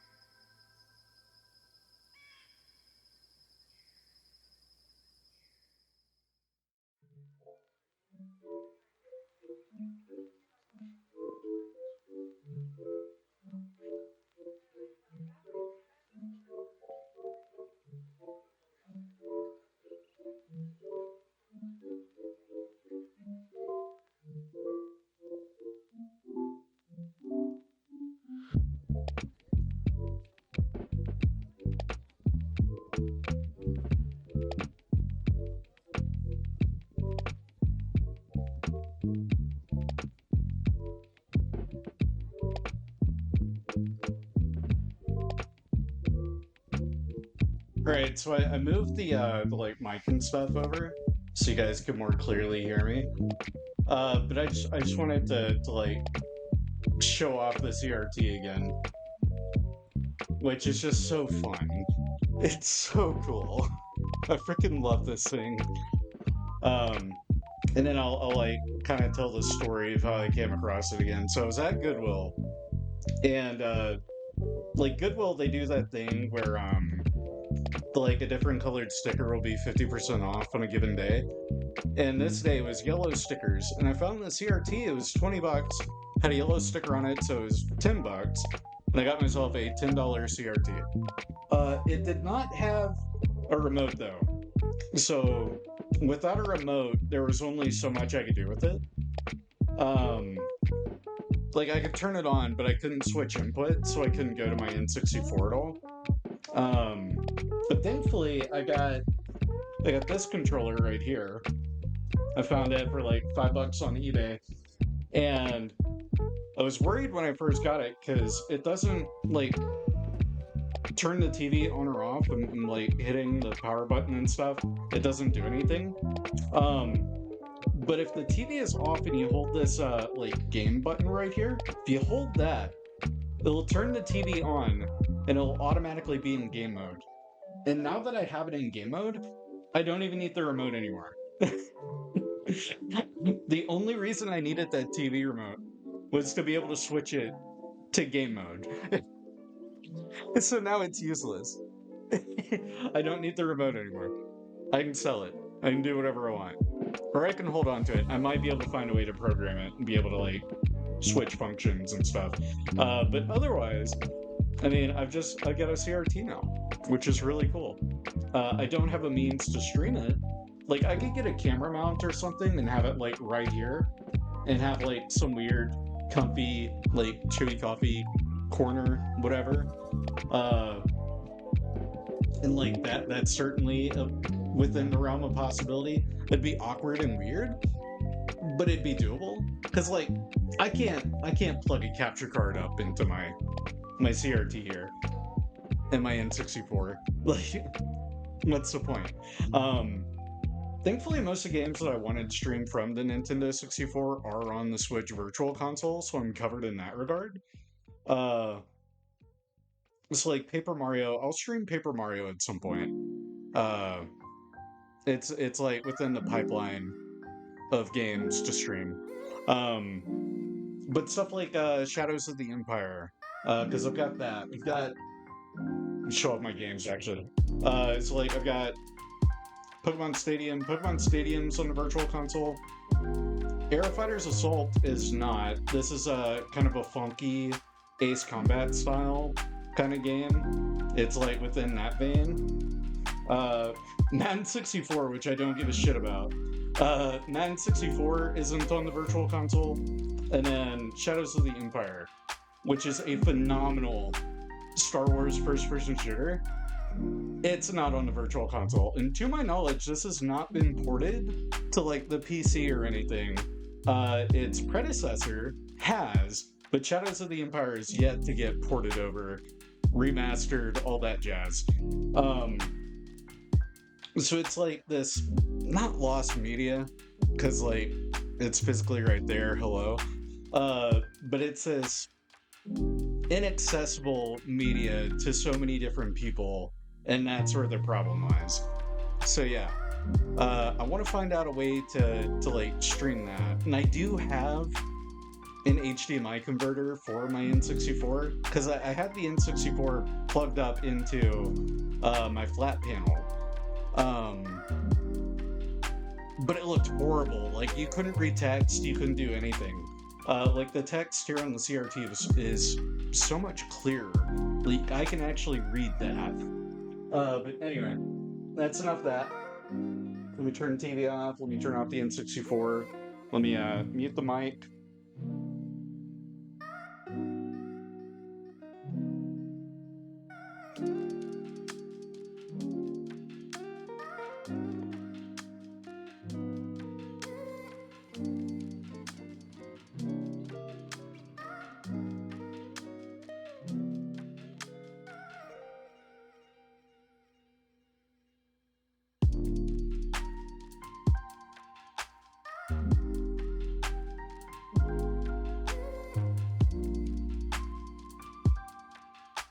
All right, so we're back at the desk. Anyway, so like, I lost my train of thought when I was moving. So like the N64, I could stream Shadows of the Empire. I've got that HDMI converter. All I have to do is move some stuff around. Boom, bam, we got it. But it's not the prettiest way to go about doing it.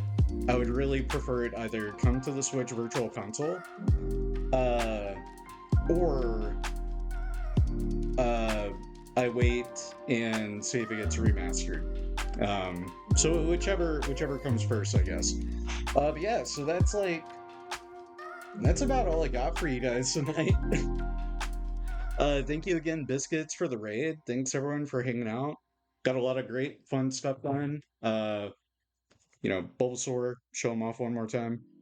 Bulbasaur looking smug. Squirtle looking great. And then Rowlet looking extremely confused. But let's check out our raid list. Let's see who we got tonight.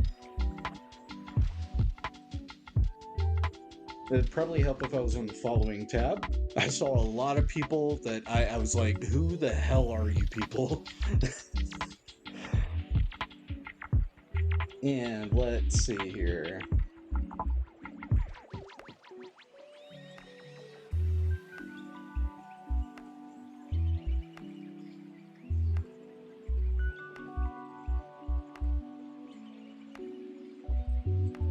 Let's go right into Cade. Haven't rated Cade in a minute. Cade Corbis, they're a VTuber, tons of fun, variety streamer like I am, I'm pretty sure. I'm gonna get that started. Tonight they're playing Guilty Gear Strive. So a bit of a shift that looks like a side-scroll beat 'em up kind of game. Anyway, gonna get that started. You guys have been great. And I'll catch you all in the next one. I'll probably be back tomorrow with either Kingdom Hearts, Animal Crossing, or something completely different. You want to find out? Tune in and be there. Till then, everyone, take care. Have a good night.